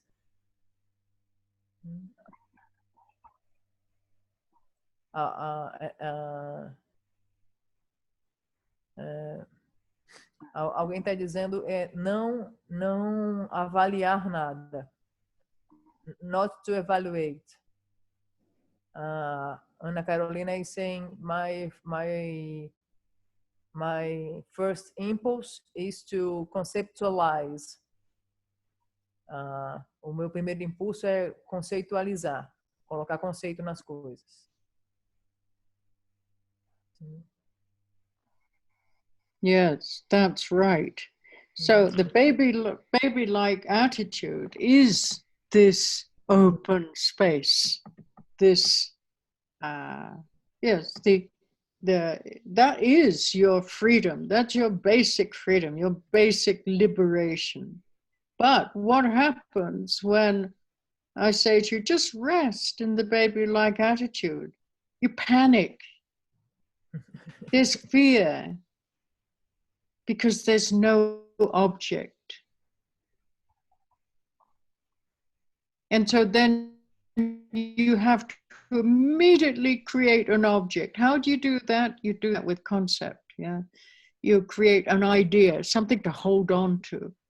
Because if you don't have something to hold on to or relate to, then you don't know if you exist or not. The only way that we know we exist is because we relate to some appearance of an object that appears to be out there.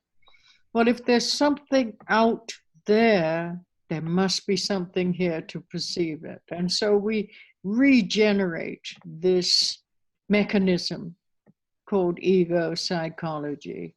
We have to have an objective world in order for the perceiver of that world to appear to exist over and over again.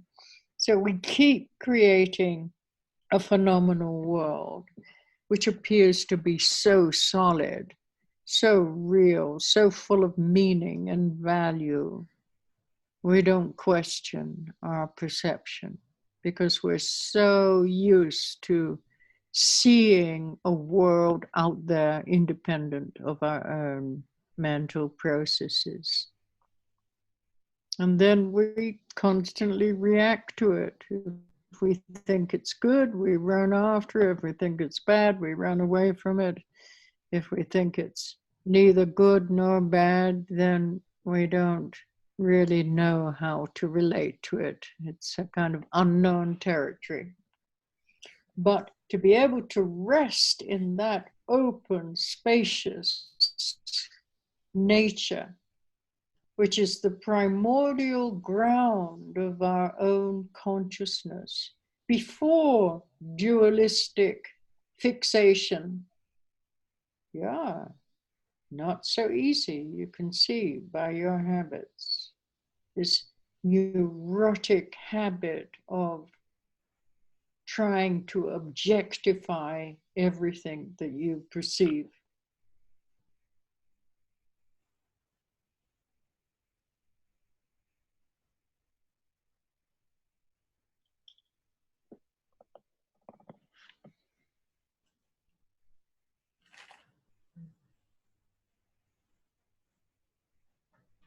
A atitude do bebê é esse espaço aberto.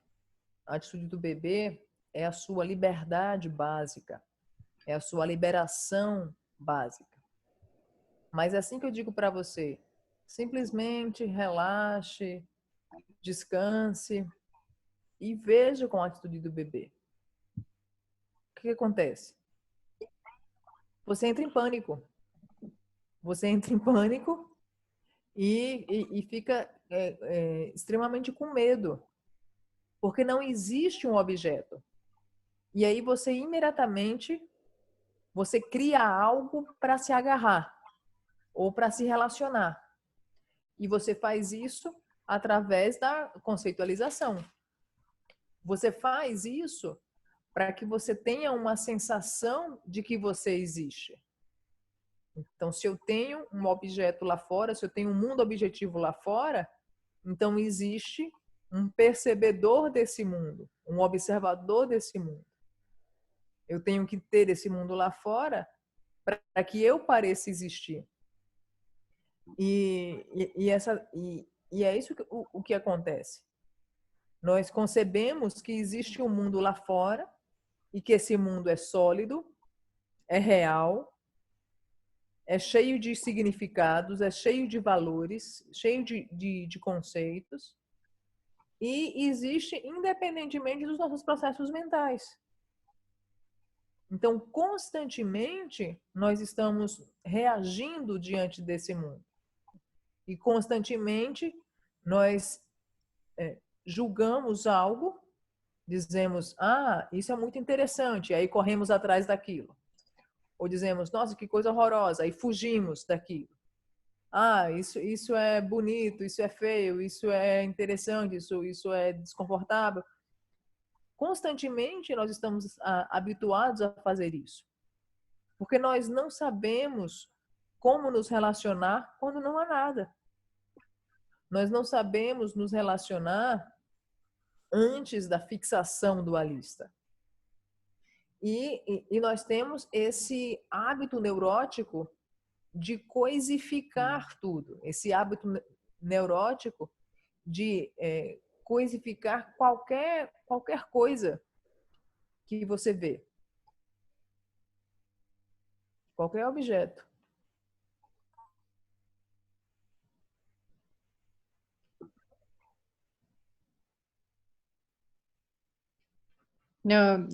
No, it's not.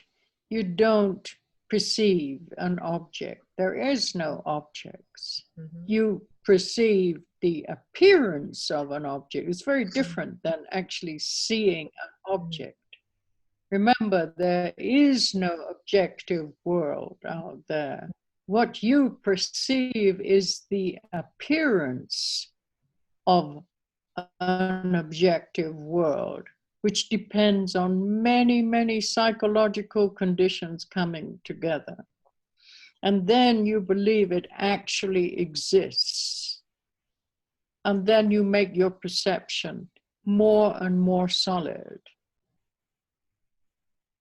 with your feelings and with your ideas. And then when you perceive something, you either think it's good or it's bad or it's neutral or whatever it is, and it has these characteristics and this meaning. And so it's like a work of art. You're painting the appearance of a phenomenal world with your concepts, with your ideas. It doesn't really exist, but you're painting it. You're making something.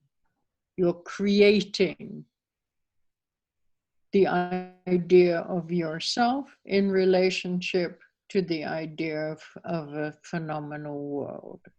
And you're making it more and more solid. Because if you really saw the truth, you'd have to let go of everything that you believe in.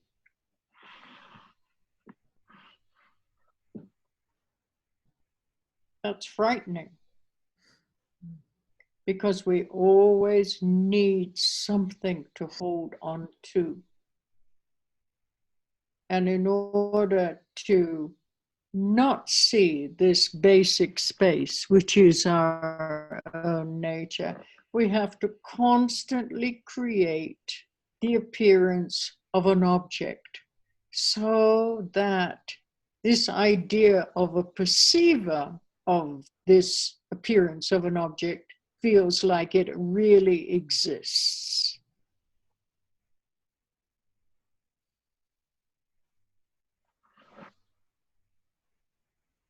It's an incredible mechanism.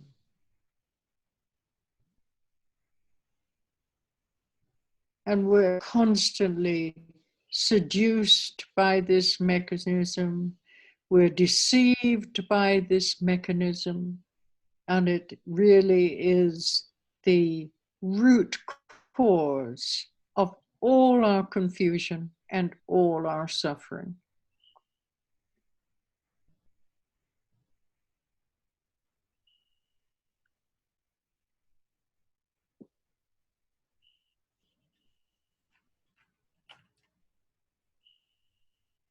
Você não percebe objetos. Você percebe as aparências do objeto. Se lembre, não existe mundo objetivo lá fora.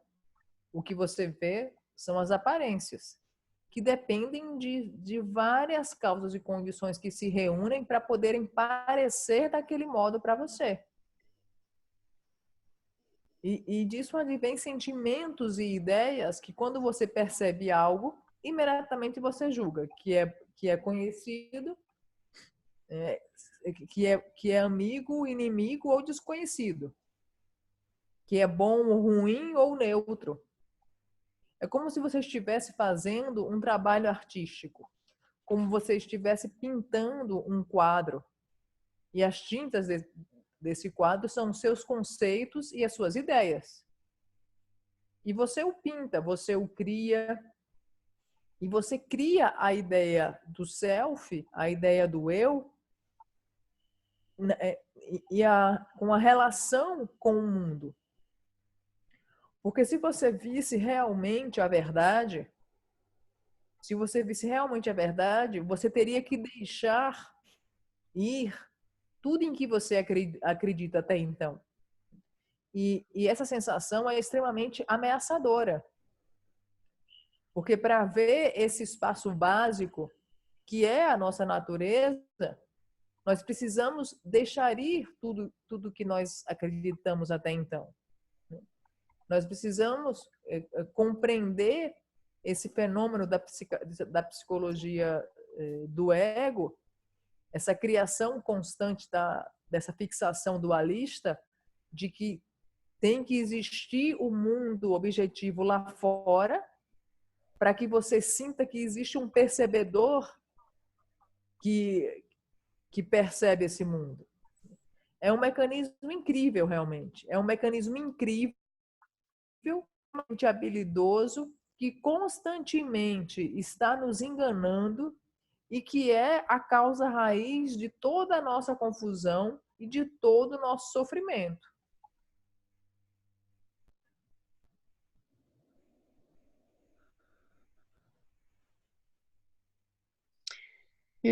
Ask yourself, how can you have an object if you don't have a subject? Or vice versa. How can you have a subject unless you have an object? They're totally interdependent, aren't they? The subject and the object. How can an object appear to exist without a perceiver?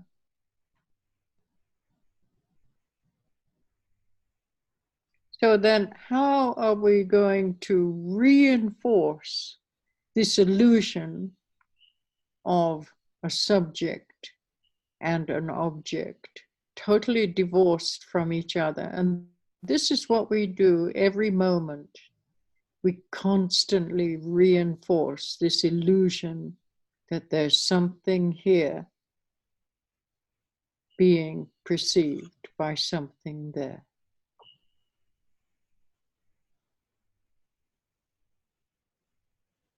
It's now become so natural natural. We don't question the way that we see.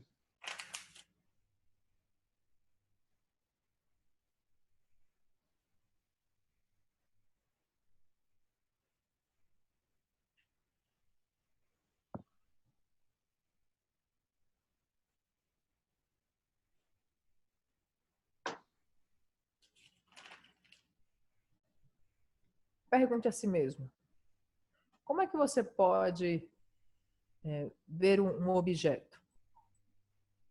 Como é que pode ter um objeto? Como é que você pode ter um sujeito se você não tem objeto? Como é que você pode ter um objeto se você não tem um sujeito? Como é que o objeto pode parecer existir sem um percebedor que o observa? É extremamente importante nós compreendermos como nós estamos reforçando essa ilusão de que existe algo ali sendo percebido por algo lá. Se tornou extremamente natural, se tornou tão natural que nós não questionamos o nosso modo de ver.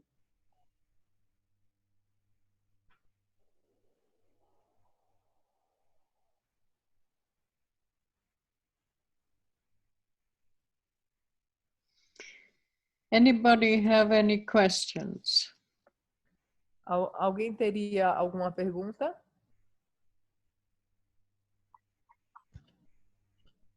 Queria perguntar. Bettina wants to ask. Eu falo em português primeiro, que isso tudo me dá meio que um nó na cabeça, porque tudo que eu podia entender até agora é que o objeto que eu vejo é uma aparência, que não tem nada a ver com as causas e condições que aquele tal objeto que não existe de verdade tem a se submeter. É isso? So I'm a little confused with this teaching, because I think the appearance that I can see is actually not the object that doesn't exist, but that has to submit on causes and conditions. Like there are two things. The appearance does not really exist, but there is a cause and condition that creates phenomena. I'm confused.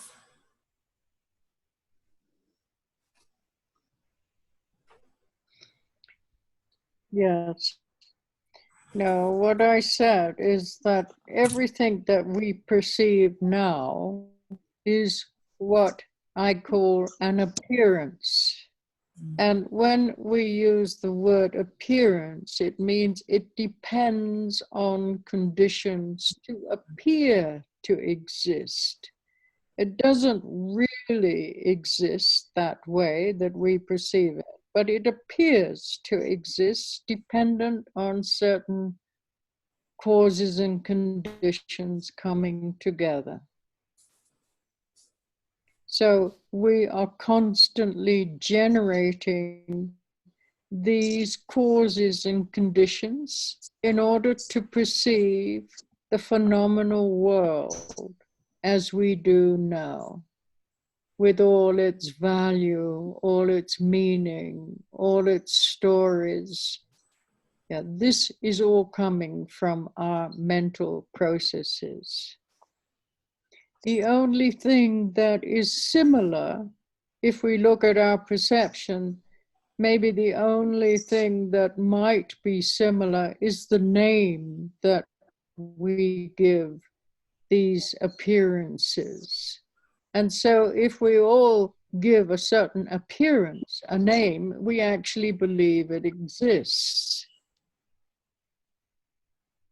But it doesn't, again, we have to define existence. What does it mean? For something to truly exist, it doesn't depend on any causes and conditions. It just exists. So if we look at all our perceptions now, no matter what, it depends on causes and conditions. to appear to exist. And this is the 5 skandhas. Once you understand how the 5 skandhas are conditioning all your experience, no matter what it is, then you understand this process of how we are creating this idea of self and other than self, which is the phenomenal world that we perceive. Until you really study in detail the 5 skandhas, you cannot really understand how we're doing this. Okay, It's a very clever, complex illusion.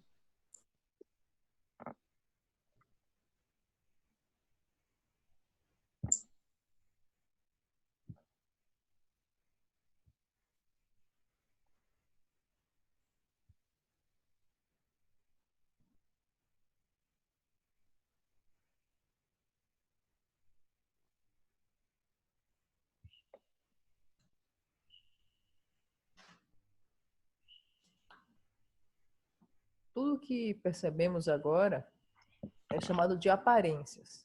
E por que se chama aparência?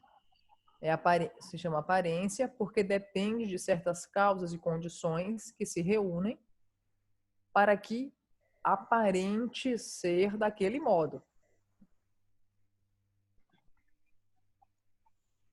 E essas aparências são devidas a partir desse nosso relacionamento, como nós percebemos, é através delas que nós percebemos o mundo dos fenômenos como vemos agora. Vemos essas aparências como tendo significados e todas essas histórias que nós dizemos para nós mesmos. E tudo que é similar é o nome.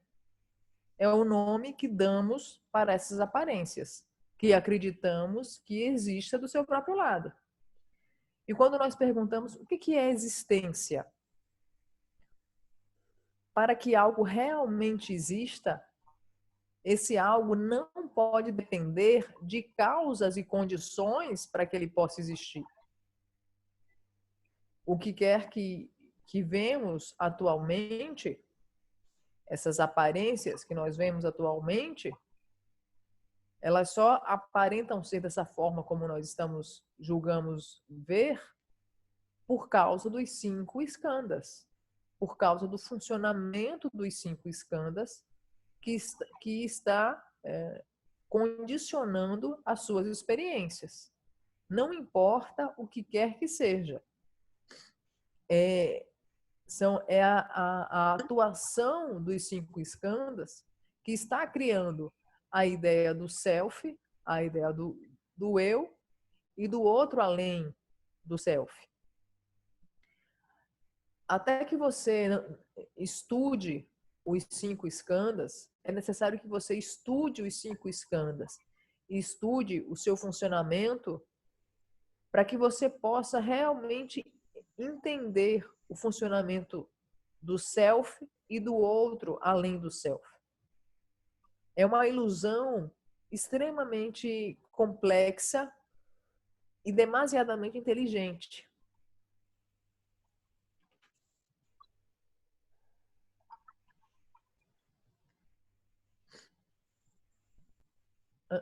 Annie, me is... Anybody else have any questions? Yeah. Yes. A person called me. M-E. Quando eu morrer, quando eu estou morrendo, o mundo continua existindo? Ou essa existência do mundo é apenas a minha ilusão? When she wrote, when I am died, the world will still exist, or was it my illusion?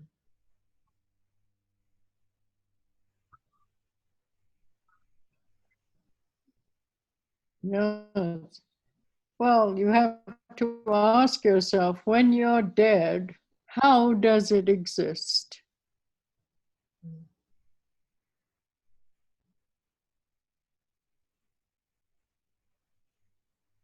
That's the question I'm asking. How, when you're dead, how can the world exist? Então, What does the world depend on to exist?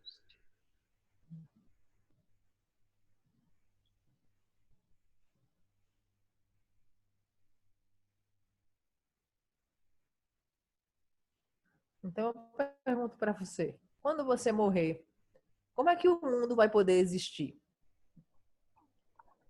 De que é que o mundo depende para que o mundo possa existir?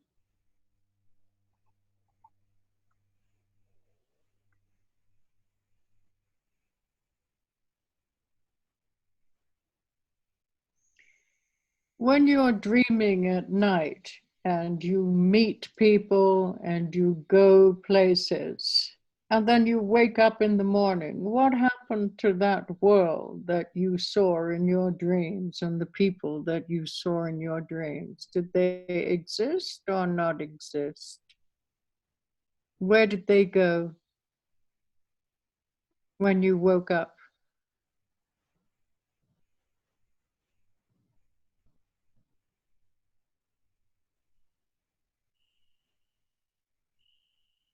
Quando você está sonhando, quando você está dormindo, você está sonhando lá e você vê pessoas, você vai para vários lugares. E aí, quando você acorda, o que acontece? Essas pessoas, esses lugares, eles existem ou não nos seus sonhos? Para onde é que eles foram quando você acordou?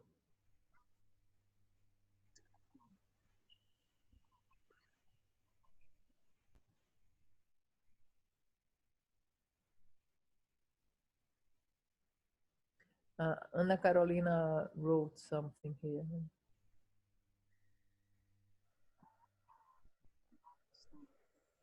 I haven't finished yet. I'm talking to me, whoever me is. Yes. I don't know. So I'm not finished, Paula. I'm still talking to me.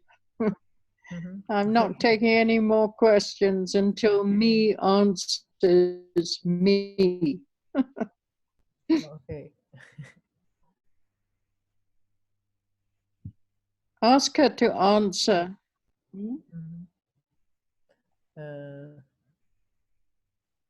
Me, Annie is waiting you for answering her question.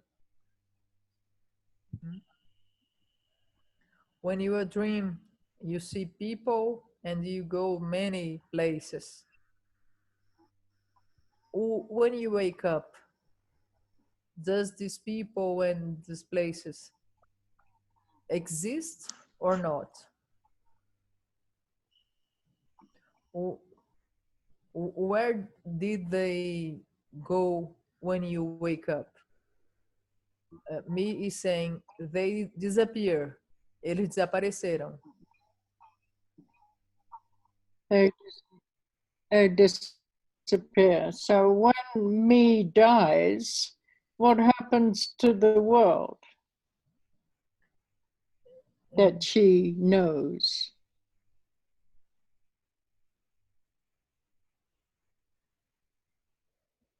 Então, quando o me morrer, o que vai acontecer com o mundo?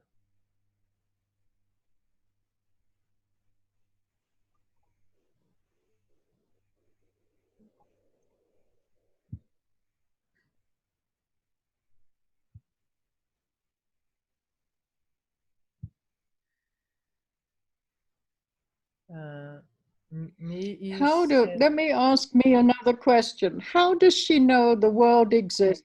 Let me ask a question, Carla.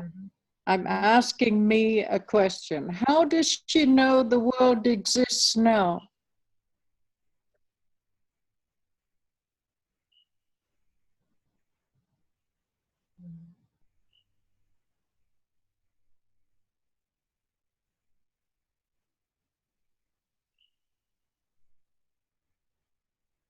how does she know it exists in the way that she thinks it does?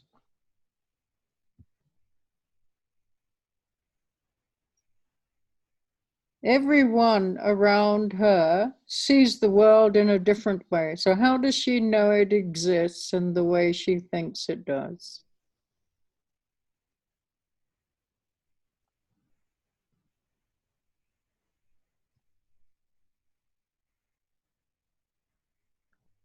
Como é que você sabe que o mundo existe para você do modo que você acha que ele é?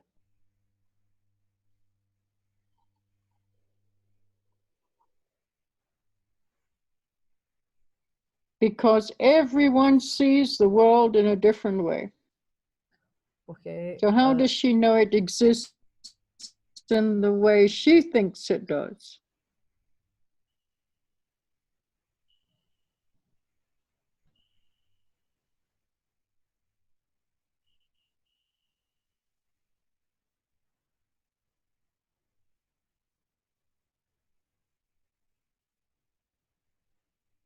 como é que você What's sabe happening, Carla? I'm not getting any answer. No, she wrote, for me, the world is a way, but for the others. And about your question, good question, because I am.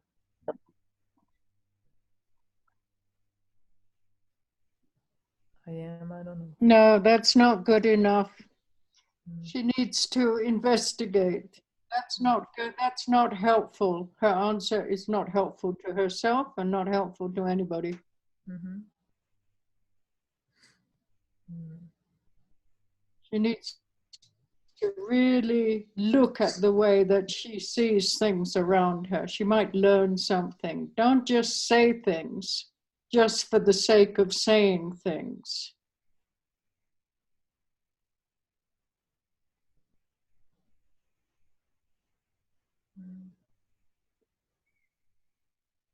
How do you know what you perceive actually exists or not? Me? I want you to answer that question. How do you know it exists or not?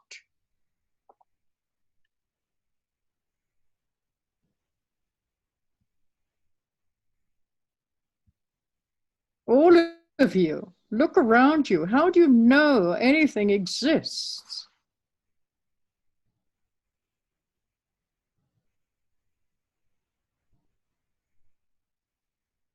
Investigate.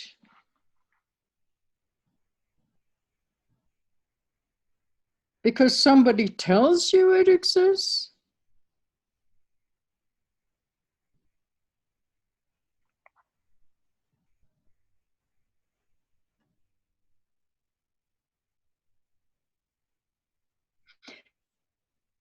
I don't think we understand the definition of existence.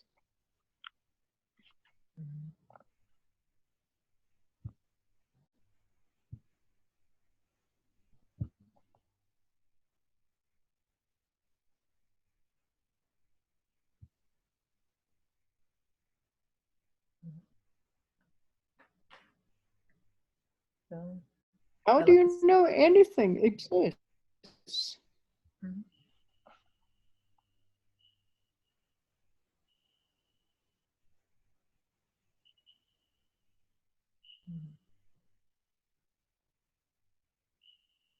Então, ela precisa realmente indagar, pesquisar mais profundamente.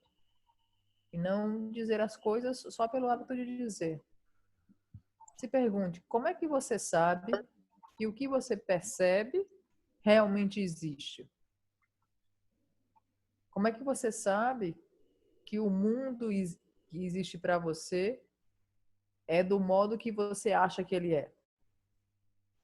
Olha ao seu redor, né? Isso para todos vocês. Olha ao seu redor. Como é que você sabe se o que você está percebendo realmente existe ou não? Investiguem. Você acredita que o que você está percebendo existe porque alguém disse para você que existe? E eu realmente não entendo essa definição de existência. O que significa? Qual é o conceito de existência?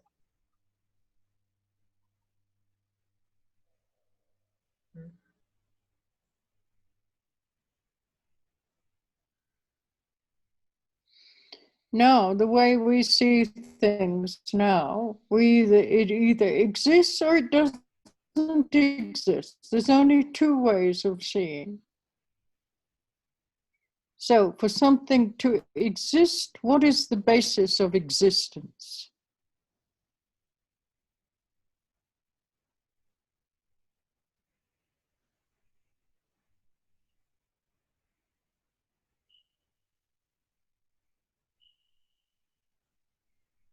Agora, o modo como vemos, ele é dual. Ou existe ou não existe. Mas para algo existir, qual é a base dessa existência?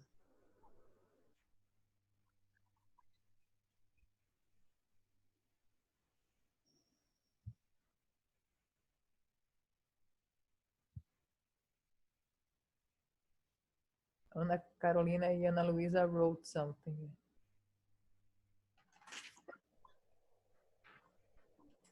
Mm.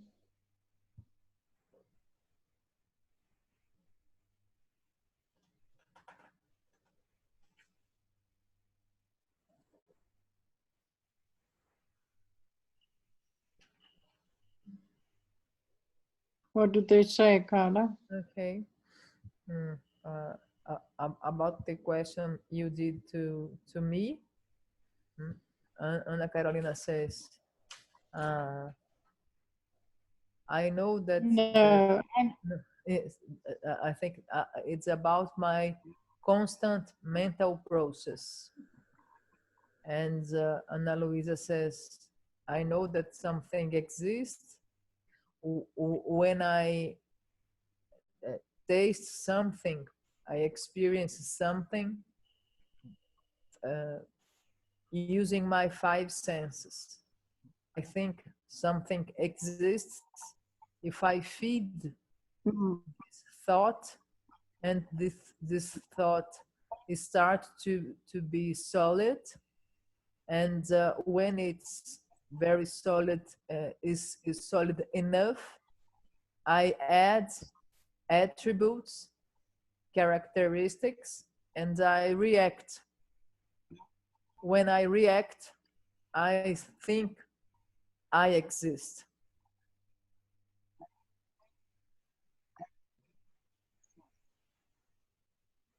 No, that's not really the answer to my question. Mm-hmm. I asked you, how do you know something exists? Yes. If you say, I know because of the five senses, but the five senses do not see objects. They do not experience objects.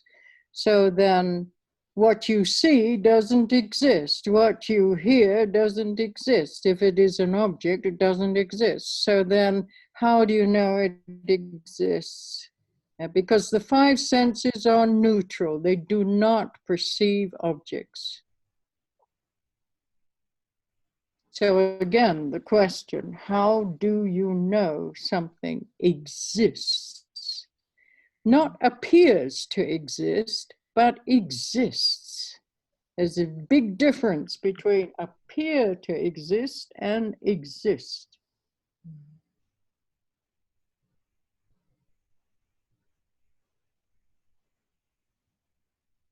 Marol wants to talk, Annie. Just let me translate, Marol. Só traduzir aqui, Marol. Então, as respostas de Ana Luísa e de Ana Carolina não responderam de fato a que a Anne está perguntando. No. Stop. Please, you translate what I said. I don't want to know anything else or anybody's questions or comments. I want you to translate what I said just now, please. Como você sabe que algo existe? Dizer eu sei por causa dos 5 sentidos, mas os 5 sentidos, eles são neutros. Eles não sabem de nada. Como é que você sabe que algo existe? E como é que você sabe que ele não aparece existir, mas você concebe que de fato ele existe? Como é que você sabe que ele existe? Carla. Uhum. Carla. Uhum. Pode falar, aqui. Através da memória. Uhum.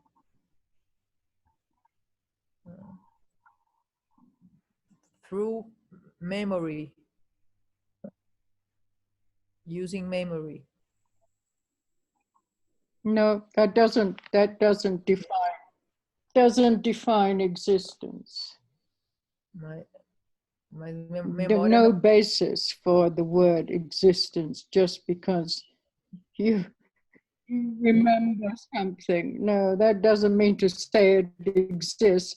We can remember a dream. Did the dream exist or not? Did it actually exist? Those images, those people, those places? If we remember something, it doesn't mean to say that it existed. I can remember my childhood, but whether it actually existed in the way that I remember it, I don't believe that it existed in that way. But at that time, I interpreted it to be a certain way. It appeared to exist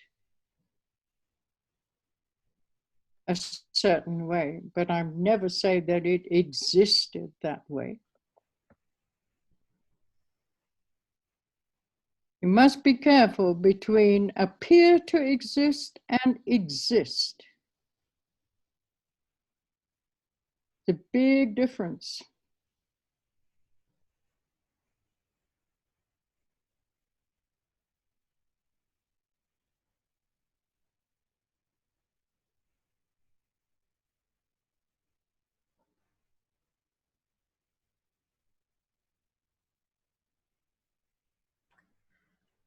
quando se diz memória, memória não define existência.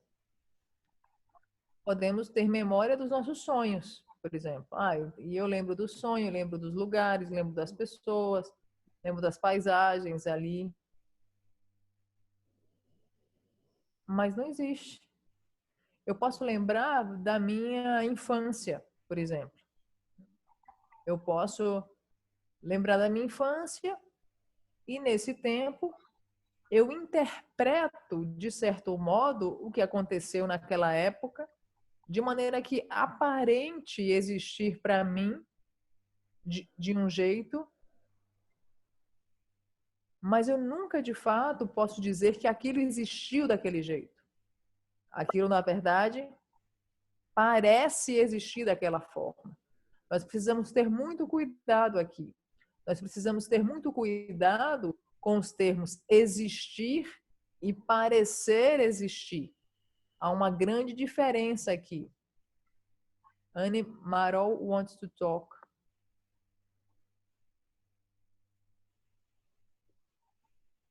Pode falar, Marol. Mm-hmm.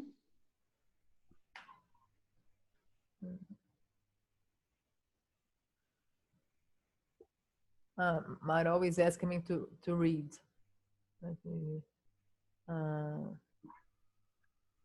I base existence in collective perception or past experiences.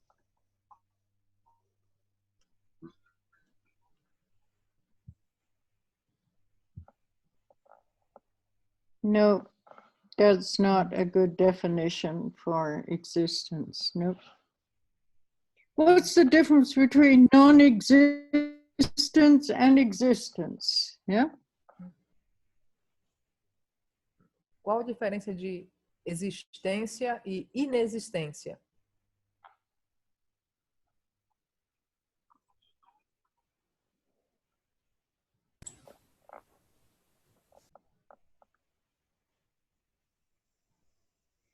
if I say to you, you tell me something exists a certain way, and I say, no, it doesn't exist that way. It exists this way. Now, does it exist or not exist?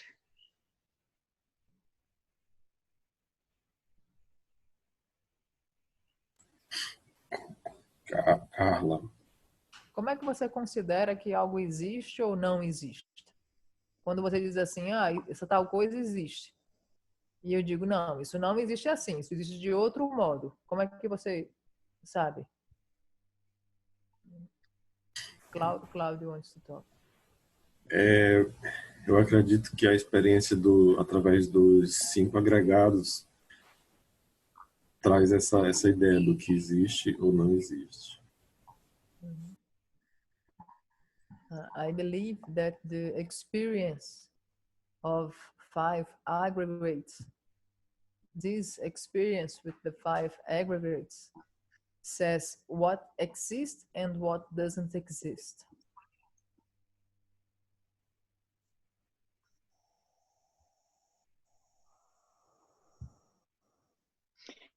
Yeah, but we need to have a definition of existence.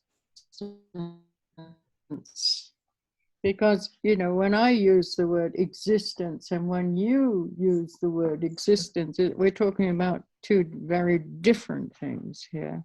And so you're going to misinterpret what I'm saying because of your definition. And so we need to be on the same page, as we say, this expression in English, to be on the same page, means we have the same idea, the same definition of the words that we use if we're going to communicate. So, you know, I have said so many times for people who have listened to my teachings for weeks, months, years, they have heard me say the same thing over and over again, and they still forget, yeah? And this is why we need repetition. Otherwise, we cannot digest these kind of teachings that I'm sharing with you. So again, you know, once again, the word for existence, the definition for existence, for something to actually exist, it means it does not depend on conditions. It just is that way, and it never changes. It's not subject to change because it doesn't depend on conditions. And if we look at everything that we perceive now, no matter what sense it's coming in through, if it's coming in through your ears, your eyes, your nose, whatever, tactile sensation, whatever, we will see that it is subject to change and it depends on conditions to appear to exist a certain way. It doesn't really exist that way, but when the skandhas come together, then the result is our experience of life, moment by moment. The 5 skandhas are operating in every moment of our experience. In order to experience something, something is experiencing something, it means the 5 skandhas are functioning. And the 5 skandhas tell you that whatever you perceive, it appears to exist. It doesn't really exist because it's an illusion. It appears to exist because these 5 aggregates are coming together.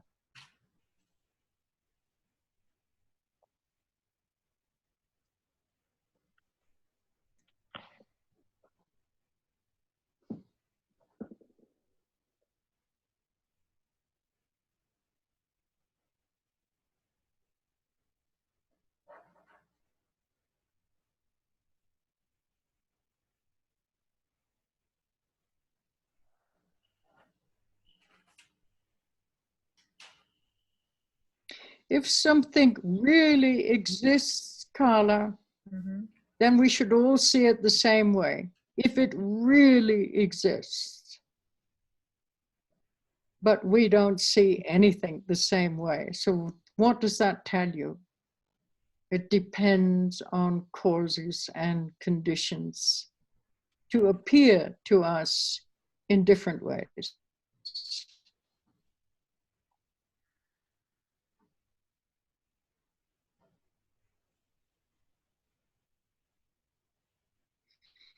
We might have a similar name for whatever we perceive. We might say, oh, that's a beautiful tree, but the way each individual sees that tree is totally different. We think we see the same tree, but we don't see the same tree at all. Because it depends on causes and conditions, whether we like certain things, we don't like certain things, we find certain things beautiful, strange, ugly, whatever it is, that will condition our perception.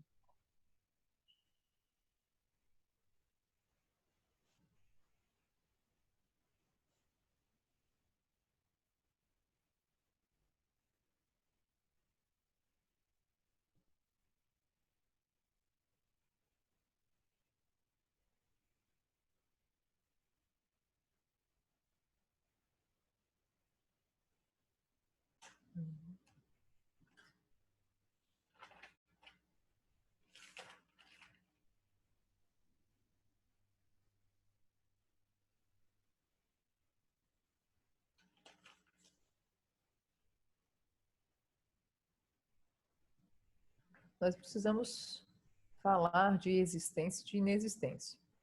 E para falar sobre isso, para voltar a esse tema, nós precisamos estar na mesma sintonia. Precisamos estar na mesma página. Precisamos ter a mesma ideia a respeito das palavras que usamos.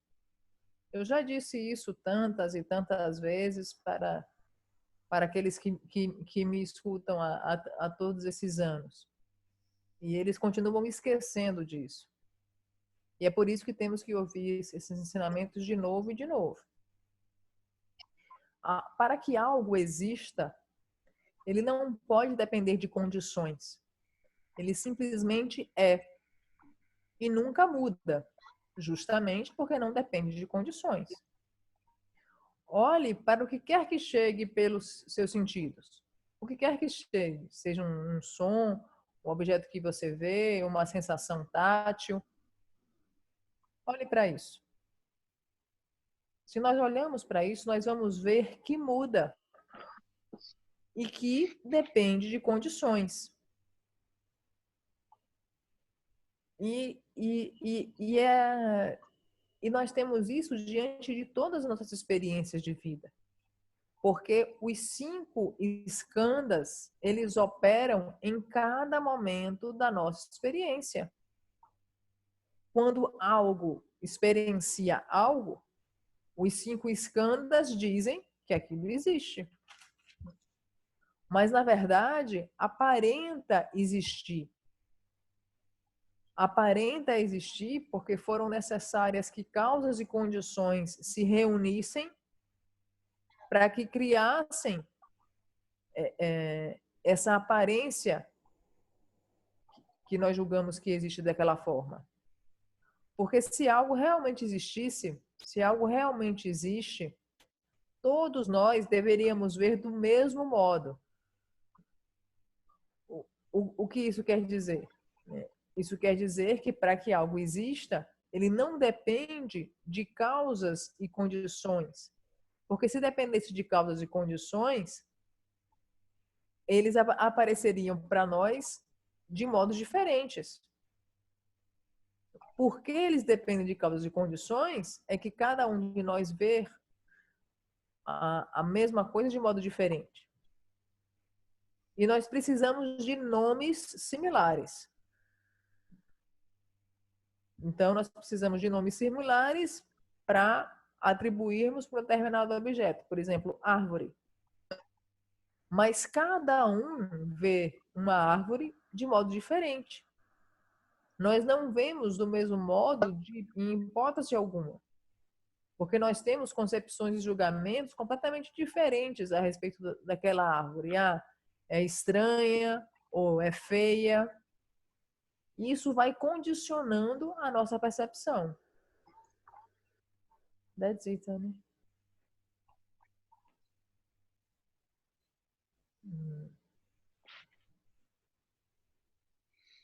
Okay, so we've come to an end today. So please contemplate what we've talked about, and please contemplate this idea of appearing to exist and actually existing. So I want you to look around you, whatever it is, wherever you are, and ask yourself, whatever you perceive, does it exist? Yeah, this is the question of this week. If it appears to exist, it depends on causes and conditions. What are those causes and conditions that allow you to experience anything in your life? All right, that's the question this week. What causes and conditions do we need in order to experience anything? Doesn't matter what we call it, but in order to be able to experience something, then what causes and conditions do we need?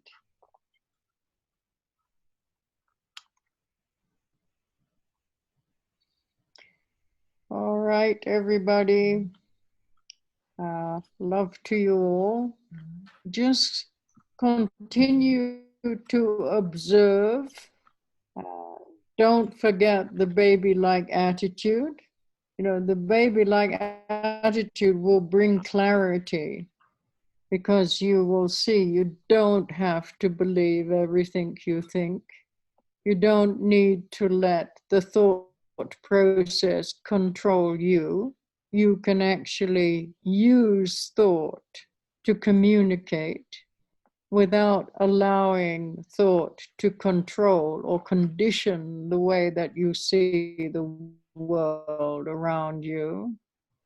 So watch how your thought process conditions your perception. Now, whatever you think, you believe it actually exists. We don't have to see that way.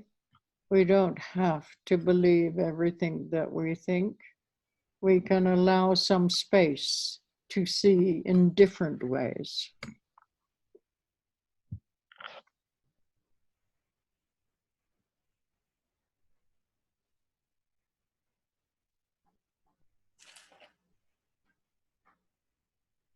Então, por favor, contemplem durante essa semana. Contemplem essa ideia de que o que é que aparenta, qual a diferença de aparentar existir e de existir. O que quer que você percebe realmente existe ou aparenta existir porque depende de causas e condições que se reúnem para provocar aquela aparência. Se pergunte o que é que causa as suas experiências para qualquer coisa. Para sermos capazes de experienciar algo, quais são as causas e condições de que precisamos. E não esqueça da atitude do bebê. A atitude do bebê é muito importante. Ela te dá clareza. Ela te ajuda a que os seus processos mentais não controlem mais você. Você vai passar a usar os seus processos mentais para você se comunicar, mas eles não vão mais te controlar. A atitude do bebê é muito importante. E veja como é que os seus processos mentais condicionam a sua percepção. Você não tem que ver da mesma maneira que os outros têm que ver. Mas nós podemos permitir, quando nós praticamos a atitude do bebê, nós podemos permitir algum espaço. Um espaço que nos permite ver de modo diferente. That's it, Annie. What I could take.